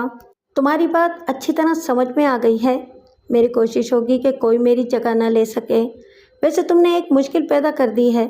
तुमने लॉकर में ये लिख कर रखा है कि अगर कत्ल की जाओगी या हादसाती मौत होगी तो ऐसी मौत का जिम्मेदार मुझे ठहराया जाएगा। तो इसमें तुम्हारे लिए क्या मुश्किल है? यही कि तुम्हें कभी कोई हादसा पेश आ सकता है जिसमें मेरा हाथ नहीं होगा। कोई दिल जला आशिक तुम्हें कत्ल कर सकता है और इल्ज़ाम मुझ पर आएगा। तुम्हारी तहरीर मुझे बेकसूर को मुजरिम और कातिल बना देगी। मैंने इसलिए ऐसा लिखा है कि तुम अपनी सलामती के लिए मेरे जिस्म और जान की हिफाजत करते रहो, एक बहुत ही मोहतात और मुस्तैद बॉडीगार्ड बनकर रहो। इस तरह तुम्हारा भी भला होगा और मेरा भी भला होता रहेगा। वो झाग की तरह बैठ गया, वहाँ से निकल नहीं सकता था। तकरीबन 4 माह बाद मुश्तरी ने कहा, मेरा एक आशिक है, वो अब तक मेरे अकाउंट में 4,55,000 जमा करा चुका है। शायद परसों तक वो तुम्हारे स्कोर से आगे निकल जाए। सफदर ने परेशान होकर पूछा, वो कौन है? उसका नाम और पता बताओ। क्या इसे कत्ल करोगे ताकि वो बाकी 45,000 मुझे देकर तुम्हें फील्ड से आउट न कर दे? मैं तुम्हें शरीक हयात बनाए रखने के लिए कुछ भी कर सकता हूँ। बेशक कुछ भी कर सकते हो, मगर मैं अपना नुकसान बर्दाश्त नहीं करूँगी। इसे कत्ल करोगे तो मुझे 45,000 का नुकसान होगा। क्या तुम इसे हलाक करने के बाद इसके हिस्से की रकम अदा करोगे? वो कुछ देर सोचने के बाद बोला, जो रकम वो तुम्हें अदा करने वाला है वो इसे परसों तक मिलेगी। मैं वही रकम तुम्हें ला कर दूँगा। मुझे इतना बता दो कि वो रकम कहाँ और कैसे हासिल करेगा। वो बोली, आज सुबह से मुलाकात हुई थी। वो कह रहा था कि आज रात तक इसे 10 किलो हीरोइन एक सप्लायर से मिलेगी। उसने एक गैर मुल्की बाशिंदे से सौदा तय किया है। इसे 60,000 मिलेंगे, जिसमें से 10,000 सप्लायर लेगा। बाकी 50,000 में से वो मुझे 45,000 रुपये देकर मेरे मतलूबा 5 लाख रुपए पूरे कर देगा। वो रकम मैं पूरी करूँगा। मुझे उसका नाम और पता बताओ। मैं सिर्फ एक शौहर के साथ ज़िंदगी गुजारना चाहती हूँ। तुम्हारी जगह कोई दूसरा आ सकता है, फिर दूसरे की जगह तीसरा आ सकता है, लेकिन मैं बार बार शौहर बदलने के बाइस बदनाम होने लगूंगी। इसलिए तुम्हें उसका नाम और पता बता रही हूँ। उसने आज रात 9 बजे पर्ल में डिनर के लिए मदऊ किया है।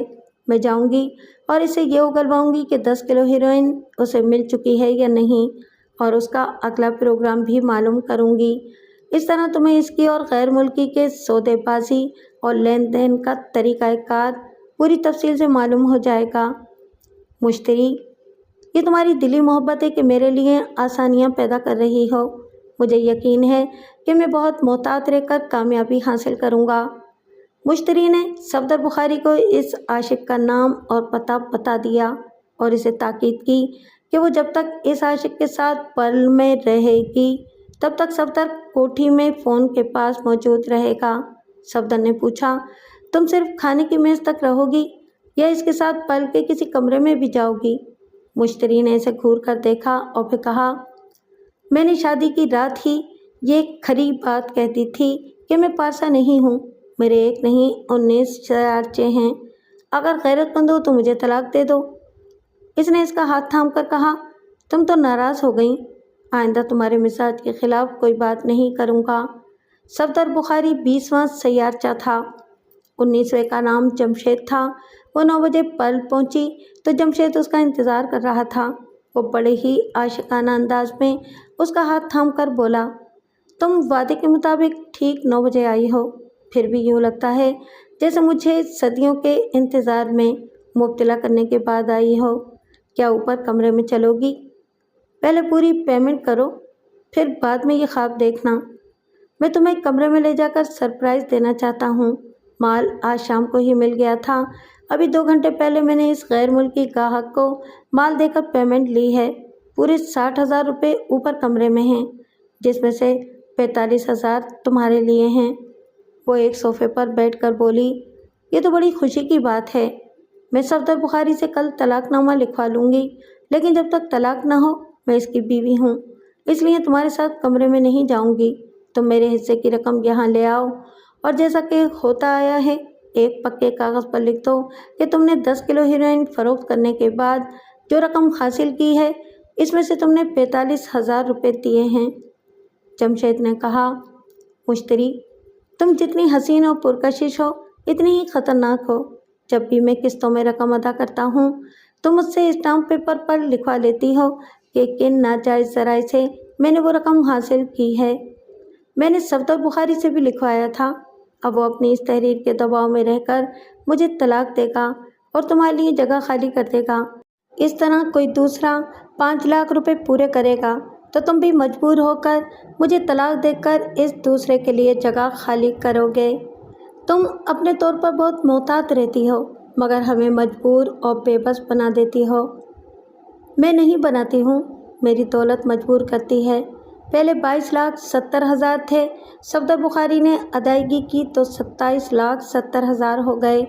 तुम्हारे 45,000 का इजाफा होने से मेरे अकाउंट में 28,15,000 हो जाएंगे। मेरी ज़मीन जायदाद का हिसाब अलग है। आखिर इतनी दौलत और जायदाद उसी शौहर को मिलेगी जिसकी ज़ौजियत में रहकर तबई मौत मरूंगी। सफदर बुखारी बदनसीब निकला। इसकी ज़ौजियत में मैं जिंदा रही।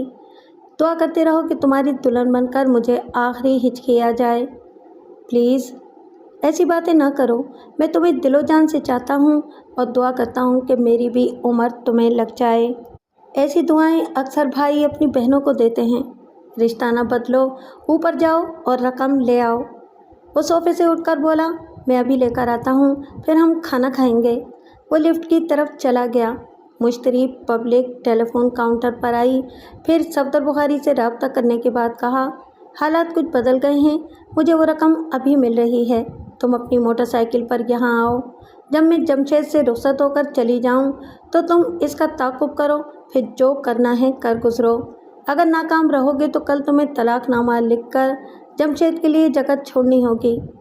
मैं तुम्हें नहीं छोड़ूंगा। जमशेद को दुनिया छोड़कर जाना होगा। अभी मोटरसाइकिल पर आ रहा हूँ। और सुनो, जमशेद जो रकम मुझे देगा इसके बाद इसके पास 15,000 रुपये बचेंगे। अगर इसे हासिल कर सको तो वो तुम्हारी मेहनत का मुआवजा होगा। और ये भी याद रखो कि मेरे रुखसत होने के बाद शायद वो होटल ना छोड़े और यहाँ अपने कमरे में रात गुजारे। लिहाजा तुम्हें यहाँ आकर जमशेद कमर का कमरा नंबर मालूम करना होगा। राब्ता ख़त्म हो गया।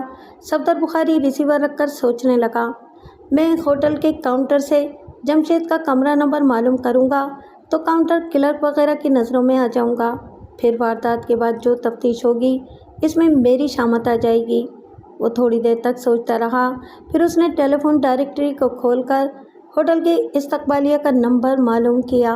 रिसीवर उठाकर वो नंबर डायल किए। फिर राब्ता होने पर जमशेद कमर का कमरा नंबर मालूम किया। दूसरी तरफ से एक कमरा नंबर बता दिया गया। उसने रिसीवर रख दिया, कुछ सोचने लगा, फिर सोफे से उठकर अलमारी के पास आया। इसे खोलकर एक तरह से रिवॉल्वर निकाला, फिर इसे लोड करने लगा। मकतूल याकूब के दिए हुए 2,500 रुपये का वो रिवॉल्वर اس کے بہت کام آیا تھا۔ اب اس میں ایک سائلنسر کا اضافہ ہو گیا۔ پچھلے 4 ماہ میں اس نے کسی حد تک صحیح نشانہ لگانا سیکھ لیا تھا۔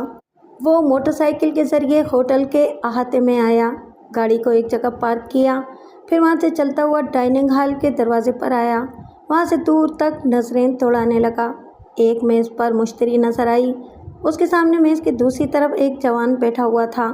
وہی جمشید ہو سکتا تھا۔ اس نے پہلے کبھی جمشید کو نہیں دیکھا تھا۔ اس کا چہرہ اچھی طرح یاد کر لینے کے بعد وہ ویٹنگ ہال میں آ کر ایسی جگہ بیٹھ گیا جہاں سے ڈائننگ ہال کا دروازہ نظر آ رہا تھا۔ ایک طویل اکتا دینے والے انتظار کے بعد وہ نظر آئی، جمشید کے ساتھ باتیں کرتی ہوئی ڈائننگ ہال سے نکل کر ہوٹل کے باہر جا رہی تھی۔ صفدر کافی فاصلے سے ان کے پیچھے باہر آیا۔ وہ دونوں پارکنگ کے حصے میں تھے۔ مشتری اس سے رخصت ہو کر اپنی کار کی اسٹیئرنگ سیٹ پر بیٹھ رہی تھی۔ اس سے ظاہر ہو رہا تھا کہ اس کے رخصت ہونے کے بعد جمشید اسی ہوٹل میں رہے گا۔ وہ کار ڈرائیو کرتی ہوئی وہاں سے چلی گئی۔ جمشید واپس ہوٹل کے اندر جانے لگا۔ وہ بہت خوش نظر آ رہا تھا۔ خوشی کی وجہ یہی تھی کہ اس نے قسطوں میں رقم ادا کرتے کرتے پورے 5 لاکھ ادا کر دیے تھے، اور اب وہ اپنے رقیب صفدر بخاری کو مشتری کی زندگی سے نکال کر خود اس کا شوہر یعنی کہ اس کی دولت کا مالک و مختار بننے والا تھا۔ اس نے کاؤنٹر سے اپنے کمرے کی چابی لی، پھر لفٹ کے ذریعے تیسری منزل کے کمرے میں آ گیا۔ اس نے سوچا تھا کہ مشتری کو آخری 45,000 کی ادائیگی کرے گا تو اس کے کمرے میں آئے گی۔ آج کی رات بہت حسین ہوگی، لیکن وہ کمرے میں آیا تو ویرانی تھی۔ اپنی تنہائی اور اس کی جدائی کا غم غلط کرنے کے لیے اس نے اٹیچی سے ہیروئن کا ایک پیکٹ نکالا۔ اس نے اس دھندے میں بڑی کمائی کی تھی، بڑا فائدہ اٹھایا تھا، مگر نقصان یہ ہوا تھا کہ وہ بھی نشے کا عادی ہو گیا تھا۔ اس نے پیکٹ کے ایک سرے کو دانتوں سے کاٹ کر اسے کھولا، پھر اس میں سے ایک چٹکی سفید پاؤڈر نکال کر زبان پر رکھا۔ مزہ آ گیا، جیسے روح کو غذا ملنے لگی۔ وہ ایک اور چٹکی پاؤڈر لینا چاہتا تھا۔ اسی وقت کال بیل سنائی دی۔ وہ پیکٹ کو میز پر رکھ کر دروازے کے پاس آیا، پھر بولا، کون ہے؟ باہر سے آواز آئی، روم سروس۔ وہ بولا، ابھی کسی سروس کی ضرورت نہیں ہے، جاؤ یہاں سے۔ پھر آواز آئی، سر، ہوٹل مینیجر نے آپ کے نام ایک لیٹر دیا ہے، آپ ریسیو کر لیں۔ اسے دروازہ کھولنا پڑا۔ دروازہ ذرا سا کھلتے ہی بڑی زور سے اس کے منہ پر لگا۔ وہ لڑکھڑا کر پیچھے گیا۔ صفدر نے پھرتی سے اندر آ کر دروازے کو بند کر دیا۔ جمشید غصے میں کچھ کہنا چاہتا تھا لیکن سہم گیا۔ سائلنسر لگے ہوئے ریوالور کو دیکھنے لگا، پھر اس نے ہکلاتے ہوئے پوچھا، تم؟ ہاں۔ سانپ کسی کو نہیں پہچانتا، لیکن میں اس خزانے کا سانپ ہوں جسے تمہارے جیسے عاشق پہچانتے ہیں۔ کیا تم نے بے شمار خزانہ تلاش کرنے والوں کی داستانیں نہیں پڑھی کہ جب بھی وہ کسی خزانے تک پہنچے وہاں انہوں نے ایک زہریلے سانپ کو خزانے کی نگرانی کرتے ہوئے پایا؟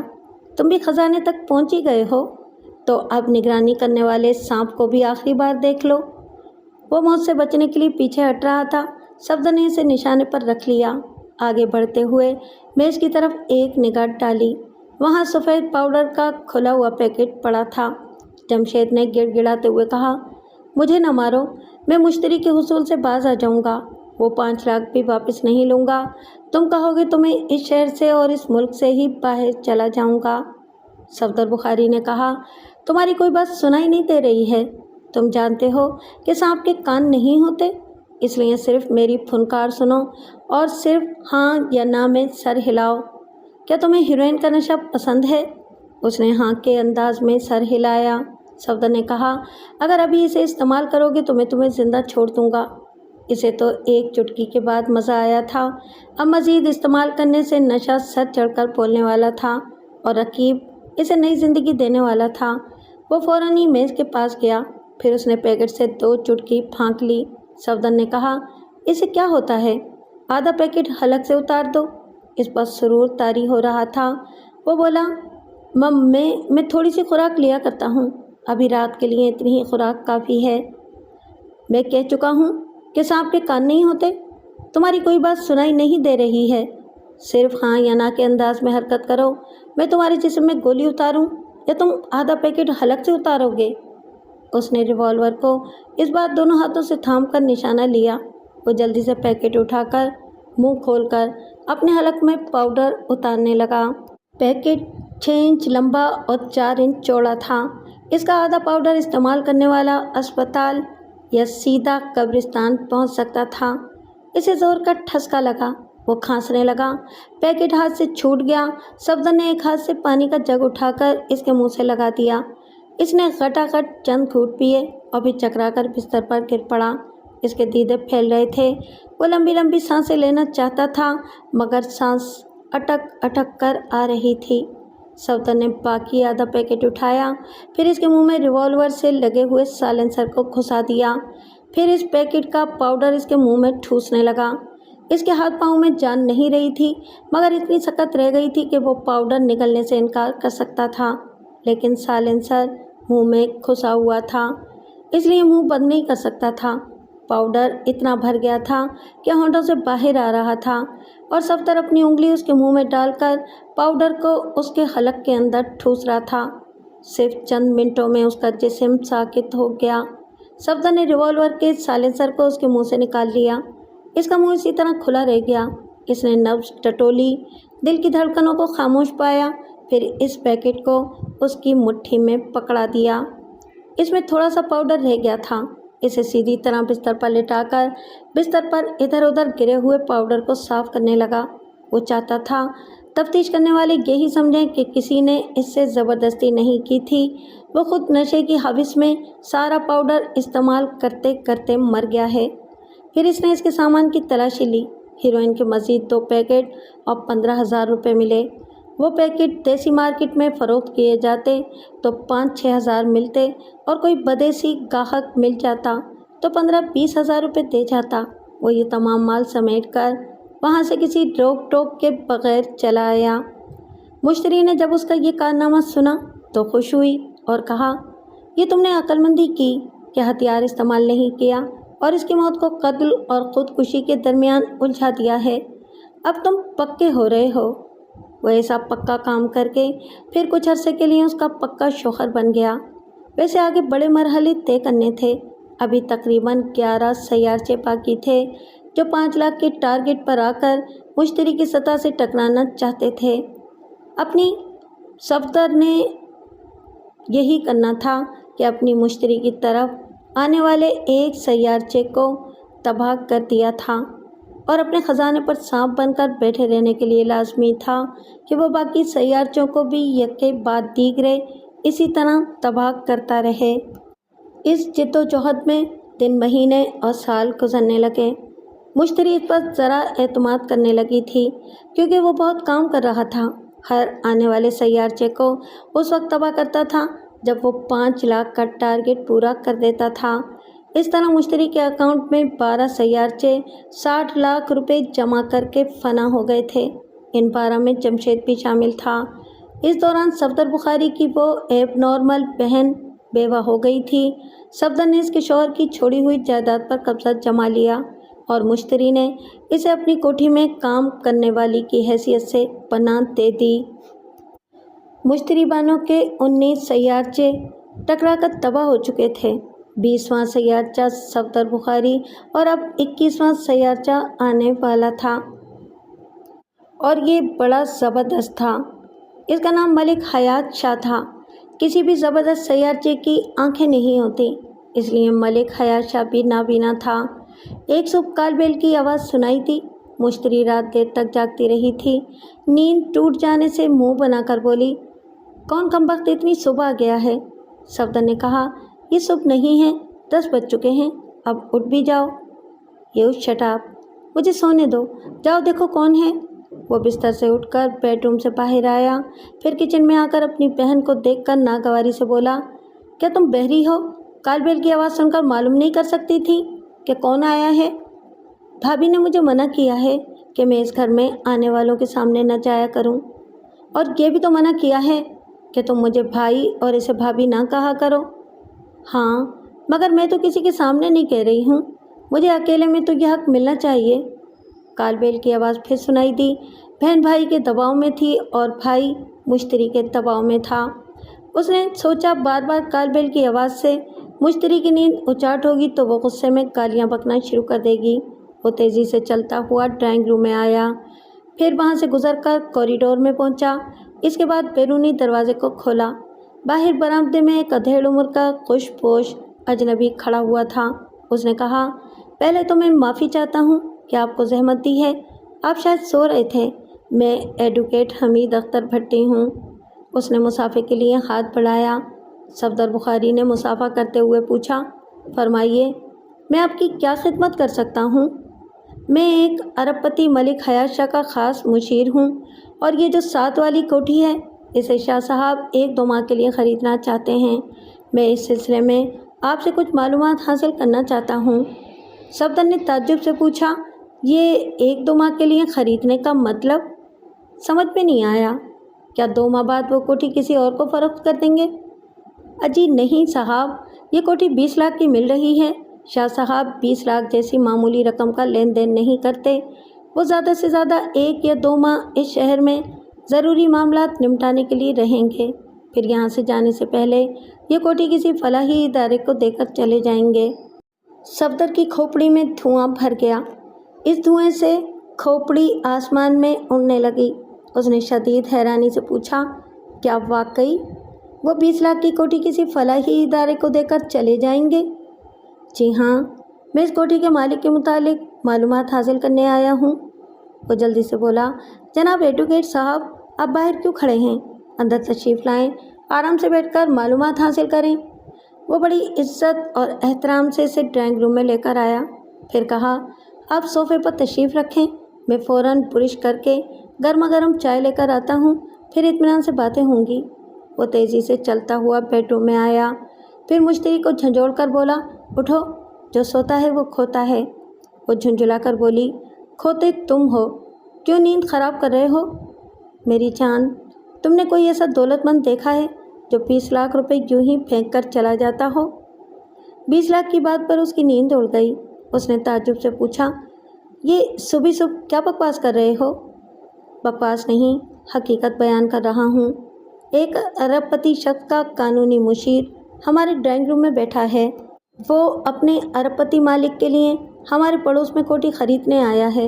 वो 20 लाख की कोठी में 1 या 2 माह रहकर इस शहर में अपने ज़रूरी कारोबारी मामलात निपटाएगा। फिर यहाँ से जाने से पहले वो कोठी किसी फलाही इदारे को दे जाएगा।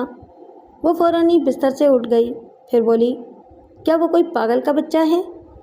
तुमने मेरी बात गौर से नहीं सुनी। वो पागल नहीं, अरबपति है।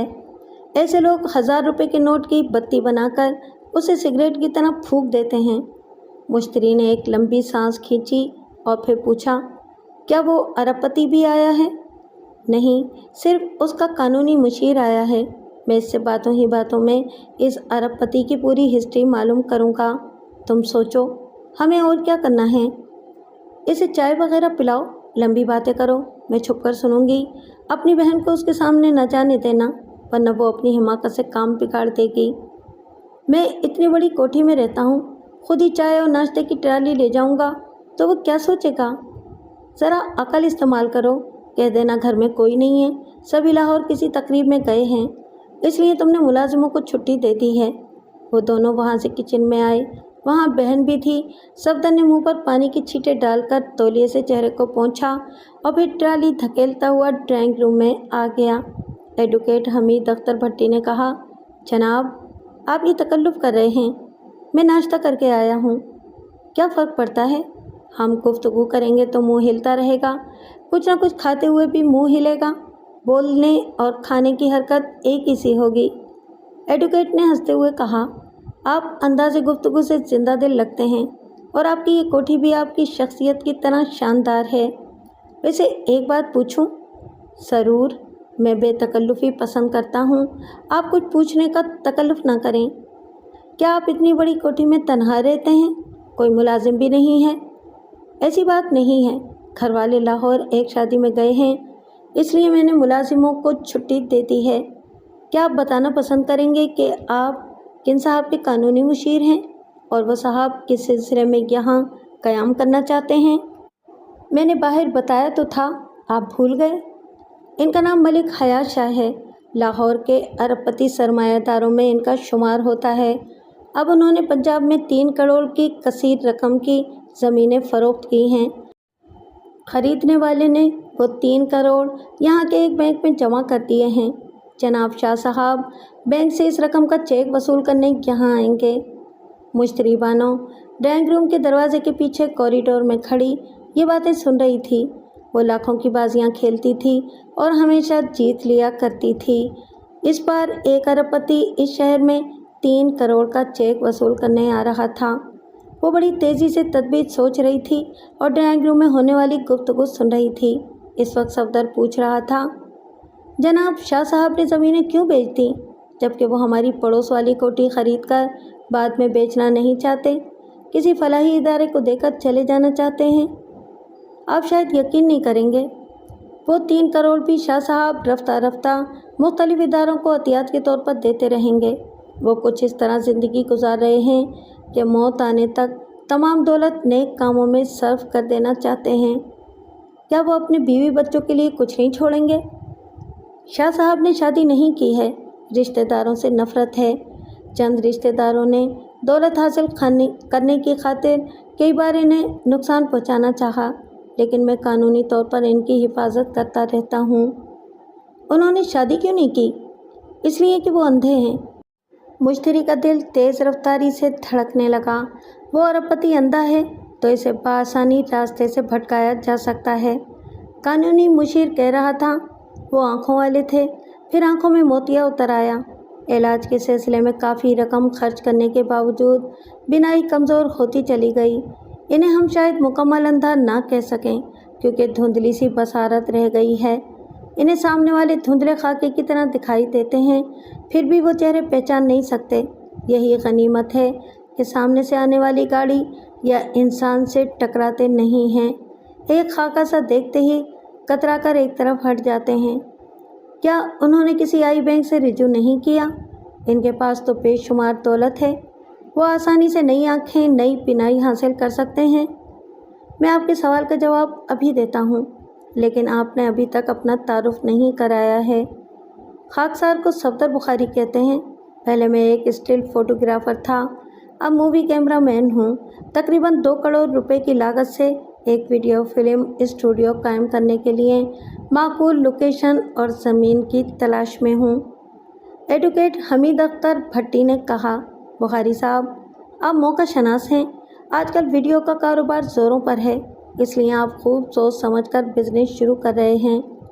मेरी बात छोड़ें भट्टी साहब, आप मेरा ये तजस्सुस दूर करें कि उन्होंने आई बैंक से रिजू क्यों नहीं किया। इसका मुकम्मल जवाब इनसे ही मिलेगा जब आप इनसे मिलेंगे और गुफ्तगू करेंगे। वो एक अजीब व गरीब इंसान हैं।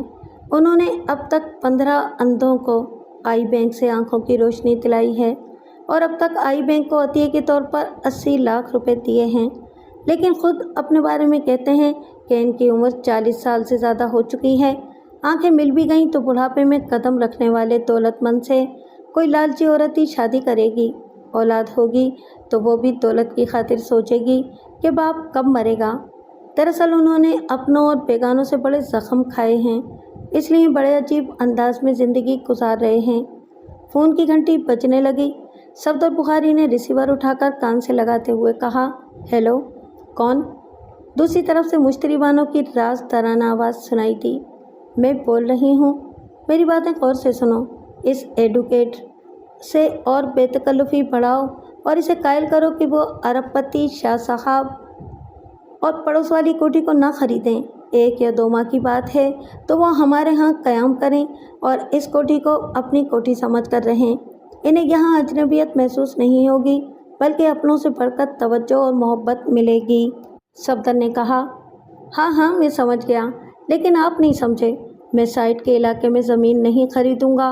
वो जगह फिल्म स्टूडियो के लिए मुनासिब नहीं है। आप क्लिफ्टन की तरफ ज़मीन देखें, मैं आपसे बाद में रब्ता करूँगा। वो रिसीवर रखते हुए बुड़बुड़ाया, इन स्टेट एजेंसी वालों को इतना भी नहीं पता है कि कौन सा कारोबार कहाँ किया जाता है। फिर वो बोला, माफ़ कीजिएगा भट्टी साहब, मैं दूसरी तरफ मुतवज्जा हो गया था। माफ़ी तो मुझे मांगनी चाहिए। मैं आपकी चाय भी पी रहा हूँ और आपका वक्त भी ज़ाया कर रहा हूँ। दरअसल ये पड़ोस वाली कोठी खरीदने से पहले मैं ये मालूम करना चाहता हूँ कि कोठी का मालिक एक ही है या और भी हिस्सेदार हैं, क्योंकि ख़रीदने के बाद कोई और इस कोठी का दावेदार पैदा हो सकता है। भट्टी साहब, आप एक नाबीना साहब को कहाँ इन मामलात में उलझा रहे हैं? मेरा यह गरीब खाना हाजिर है, 1-2 माह की बात है। अगर शाह साहब आपके साथ यहाँ क़याम करना पसंद करेंगे तो मेरी इज़्ज़त अफजाई होगी। नहीं बुखारी साहब, हमारे शाह साहब आपके घर वालों को ज़हमत देना पसंद नहीं करेंगे। मेरे घर वाले हैं ही कितने, सिर्फ़ एक बहन और एक बीवी, कोई बच्चा भी नहीं है। आप एक बार शाह साहब से मेरी गुफ्तगू कराएं, मैं इन्हें राज़ी कर लूँगा। मैंने शाह साहब को मशवरा दिया था कि 1 माह में काम हो जाएगा, वो किसी 5 स्टार होटल में क़याम करें, लेकिन वो यहाँ से 3 करोड़ का चेक हासिल करके किसी फलाही इदारे के साथ नेकी करना चाहते हैं। इसलिए कोठी ख़रीद कर वहाँ 1 या 2 माह क़याम करके इस कोठी को किसी इदारे के हवाले करना चाहते हैं। ठीक है, नेकी ज़रूर करें, लेकिन ख़रीदो फ़रोख्त के झमेलों से दूर रहें तो बेहतर है। आप एक बार इनसे मेरी बात तो कराएं। एडवोकेट हमीद अख्तर भी टेलीफोन के पास आकर बैठ गया। फिर रिसीवर उठाकर लाहौर का कोड नंबर डायल करने के बाद रब्ता करने लगा। पहले रब्ता कायम होने में कुछ दुश्वारियां पेश आईं, फिर कामयाबी हुई।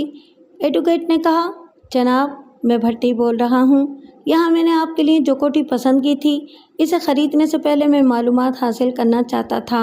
इस सिलसिले में यहीं पड़ोस वाली कोठी में आया हूँ और यहीं से फ़ोन पर आपसे गुफ्तगू कर रहा हूँ। इस कोठी के मालिक जनाब सफदर बुखारी नहायत ही माकूल इंसान हैं। सच पूछिए तो मैं पहली ही मुलाकात में इनसे मुतासिर हो गया हूँ। ये आपसे कोठी की ख़रीदो फ़रोख्त के सिलसिले में गुफ्तगू करना चाहते हैं। जी हाँ, बहुत अच्छा। इसने सफदर की तरफ रिसीवर बढ़ाकर कहा, लीजिए शाह साहब से गुफ्तगू करें। सफदर ने रिसीवर कान से लगाया और फिर कहा, अस्सलाम वालेकुम। दूसरी तरफ से सलाम का जवाब दिया गया। सफदर ने कहा, जनाब शाह साहब, आपका गायबाना तारुफ ऐसा हुआ है कि मैं आपके नेक इरादों को सुनकर सहज़दा रह गया हूँ। आप यकीनन अजीम शख्सियत के हामिल हैं। शाह साहब ने कहा, आप ऐसी तारीफ़ें करके शर्मिंदा न करें। मैं खुदा का एक नाचीज़ बंदा हूँ। मुझसे इंसानियत की बका के लिए जो होता है वो करता हूँ। जनाब, मैं भी आपकी नेकी में शामिल होना चाहूँगा, तो क्या आपको एतराज़ होगा? हरगिज़ नहीं। नेकी जितनी दूर तक फैले, इसका सवाब भी दूर तक मिलता है। आप अपना इंदिया बयान करें। मैं चाहता हूँ कि आप कोई कोठी ख़रीदने के झमेले में ना पड़ें। इसमें खासा वक्त ज़ाया होगा। ये 20 लाख किसी कोठी वाले को देने के बजाय किसी फलाही इदारे को बराह रास्त नकद रकम अदा कर दें। मेरा गरीब खाना मेरे दिल की तरह कुशादा है।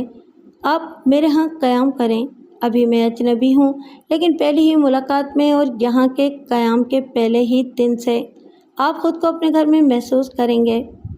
सुभान अल्लाह, आपके बोलने का अंदाज़ मुतासिर करता है और ये अंदाज़ा होता है कि आपके साथ बहुत अच्छा वक्त गुजरेगा। लेकिन मैं तन्हा नहीं हूँ, वो कानूनी मुशीर भी मेरे साथ रहता है। शायद आपको ये भी मालूम हो चुका होगा कि मैं बिनाई से महरूम हूँ। जी हाँ, इसी बात ने तो मुतासिर किया है कि आप तमाम बिनाई वालों से अफजल व बरतर हैं। लोग आंखें रखकर वो काम नहीं करते जो आप कर रहे हैं। ख़ुद बिनाई से महरूम रहकर नाबीना हजरात को आँखों की रोशनी दिलाते हैं। ऐसी बेमिसाल नेकी पहले कभी सुनने में आई न देखने में आई। मैं तो आपका मोतक़िद हो गया हूँ। किसी को खिदमत का मौका देना भी नेकी है। खुदा के लिए मुझे अपनी खिदमत का मौका दें। बाखुदा, आपकी गुफ्तगू का अंदाज़ मुतासिर करता है। मैं कराची आकर आपसे ज़रूर मुलाकात करूँगा, लेकिन मेरा एक उसूल है कि मैं किसी पर बोझ नहीं बनता और किसी का एहसान नहीं लेता। मोहतरम, ऐसा कहकर आप अपनी तमाम नेकियों की नफ़ी कर रहे हैं। अब तक जितने फलाही इदारों को आपने अतियात दिए हैं और जितनी आँखों को नूर देने का वसीला बने हैं, तो गोया आपने इन सब पर एहसान किया, नेकी नहीं की। और अगर इसे नेकी समझते हैं तो मेरी एक नेकी को एहसान क्यों कह रहे हैं? क्या आप खुदा के बंदे नहीं हैं? क्या हम आपसे नेकी नहीं कर सकते? क्या ये नेकी के मुनाफी नहीं है कि आप हमें एहसास कमतरी में मुब्तला कर रहे हैं? बस करें बुखारी साहब, आपने तो मुझे शर्मिंदा कर दिया। جن پہلوؤں پر آپ نے میری غلط سوچ کا مجھے احساس دلایا ہے، ان پہلوؤں پر میں نے پہلے کبھی غور نہیں کیا تھا۔ میں آپ کے ہاں ضرور آؤں گا اور ضرور قیام کروں گا۔ آپ بھٹی صاحب کو فون دیں۔ اس نے ایڈوکیٹ کی طرف ریسیور بڑھا دیا۔ وہ ریسیور لے کر شاہ صاحب کی باتیں سنتا رہا، وقفے وقفے سے جی ہاں کرتا رہا۔ پھر ریسیور رکھ کر بولا، بخاری صاحب، آپ کمال کے انسان ہیں۔ آپ نے شاہ صاحب کو بہت زیادہ متاثر کیا ہے۔ میں آج ہی کسی فلائٹ سے لاہور جاؤں گا، پھر کل یا پرسوں تک شاہ صاحب کو یہاں لے آؤں گا اور آنے سے پہلے فون پر اطلاع دوں گا۔ وہ جانے کے لیے اٹھ گیا۔ صفدر نے اسے اپنا فون نمبر دیا، پھر اسے رخصت کرنے کے لیے باہر تک آیا۔ جب وہ اپنی کار میں بیٹھ کر نظروں سے اوجھل ہو گیا تو وہ اندر آیا۔ ڈرائنگ روم میں داخل ہوتے ہی مشتری بانو خوشی سے جھومتی ہوئی آ کر اس سے لپٹ گئی۔ ہائے صفدر، آج تم نے ایسا کارنامہ انجام دیا ہے کہ بس مجھے لوٹ لیا ہے۔ پچھلے 4 برسوں سے واردات کرتے کرتے تم اس فن کے استاد بن گئے ہو۔ میں نے وہی کیا جو تم چاہتی تھیں۔ وہ مرغا کل یا پرسوں تک یہاں مہمان بن کر رہنے کے لیے آ جائے گا۔ اب بتاؤ تمہارے ارادے کیا ہیں؟ اسے شیشے میں اتاروں گی۔ ابھی ذہن میں ایک کچا سا منصوبہ ہے، طرح طرح سے منصوبے کو پکا رہی ہوں، لیکن کوئی نہ کوئی خامی یا دشواری پیدا ہو رہی ہے۔ وہ اپنے بیڈ روم میں آ گئے۔ مشتری بانو نے کہا، اس ارب پتی ملک حیات شاہ کی کچھ خوبیاں ہمارے حق میں ہیں۔ پہلی خوبی تو یہ ہے کہ وہ 40 برس کا کنوارا ہے۔ دوسری یہ کہ آنکھوں کا اندھا ہے، اسے برائے نام دھندلا سا نظر آتا ہے۔ اس کے باوجود وہ کسی کا چہرہ شناخت نہیں کر سکتا۔ پھر یہ کہ اسے نیکیاں کرنے کا خبت ہے۔ میں اس کی شرافت اور نیکی کو ہتھیار بنا لوں گی۔ ایک بہت بڑی رکاوٹ تمہاری نظروں میں ہوگی۔ ہاں، اس کا قانونی مشیر ہمارے لیے مشکلات پیدا کرے گا، لیکن تم مجھے اپنا بنائے رکھنے کے لیے ایسی کتنی ہی مشکلات کا خاتمہ کر چکے ہو۔ ہاں، جب کامیابی مشکل نظر آنے لگے گی تو وہ کسی حادثے کا شکار ہو جائے گا۔ لیکن ایک بڑی خرابی یہ ہے کہ اسے بینک سے 3 کروڑ نقد نہیں ملیں گے۔ ایک چیک ملے گا اور وہ یقیناً اس چیک کی رقم کو بینک کے ذریعے ہی اپنے لاہور والے اکاؤنٹ میں منتقل کرے گا۔ میں یہ مسئلہ بھی حل کر سکتی ہوں اگر اسے اپنی طرف مائل کر لوں اور اس سے شادی کر لوں۔ یہ تو مجھے نقصان پہنچانے والی بات ہے۔ جب تم نے اسے 40 برس کا کنوارا کہا تھا، میرا ماتھا ٹھنکا تھا۔ دیکھو صفدر، میں نے دولت حاصل کرنے کے لیے جرائم کا راستہ اختیار کیا ہے۔ تمہارے ذریعے کئی قتل کرائے ہیں۔ اس کے باوجود ایک عورت ہوں اور ایک شوہر کے ساتھ زندگی گزارنا چاہتی ہوں۔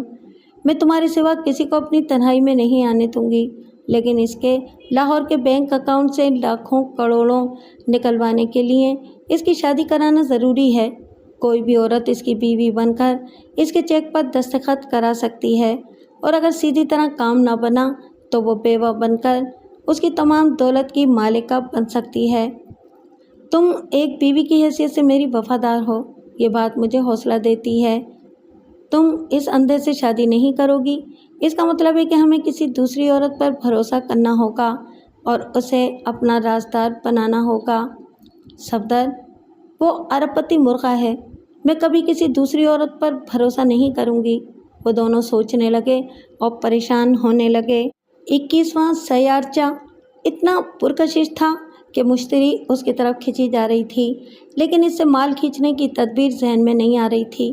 وہ دونوں کبھی لیٹ رہے تھے، کبھی بیٹھ رہے تھے، کبھی اٹھ رہے تھے اور کبھی ٹہل رہے تھے۔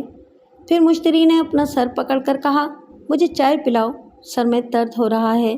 صفدر نے بہن کو آواز دے کر چائے لانے کے لیے کہا۔ پھر وہ ایک دم سے چونک کر بولا، کیا تم میری بہن چاند بی بی پر بھروسہ کرو گی؟ مشتری بانو نے صفدر کی سوچتی ہوئی نظروں سے دیکھا اور پھر کہا، وہ ہمارے دباؤ میں رہتی ہے، تم سے ڈرتی بھی ہے، ہمارے ہر حکم پر بے چوں چرا عمل بھی کرتی ہے، لیکن جب وہ ایک ارب پتی کی بیوی بنے گی، اسے بہت بڑا سہارا ملے گا تو وہ ہمارے اثر سے نکل جائے گی۔ تمہارے یہ اندیشے درست ہیں، مگر اس کی چند کمزوریوں کو مد نظر رکھو۔ ایک تو وہ بہت ہی بزدل ہے، پھر اس کا حافظہ کمزور ہے۔ میں نے یعقوب کو قتل کرنے سے پہلے چاند بیوی کے گھر سے اسی کی آواز میں یعقوب کو اطلاع دی تھی کہ اس کے اکاؤنٹنٹ احمد علی کی ماں کو حادثہ پیش آیا ہے۔ میں اس سے جو کہتا رہا وہ کہتی گئی۔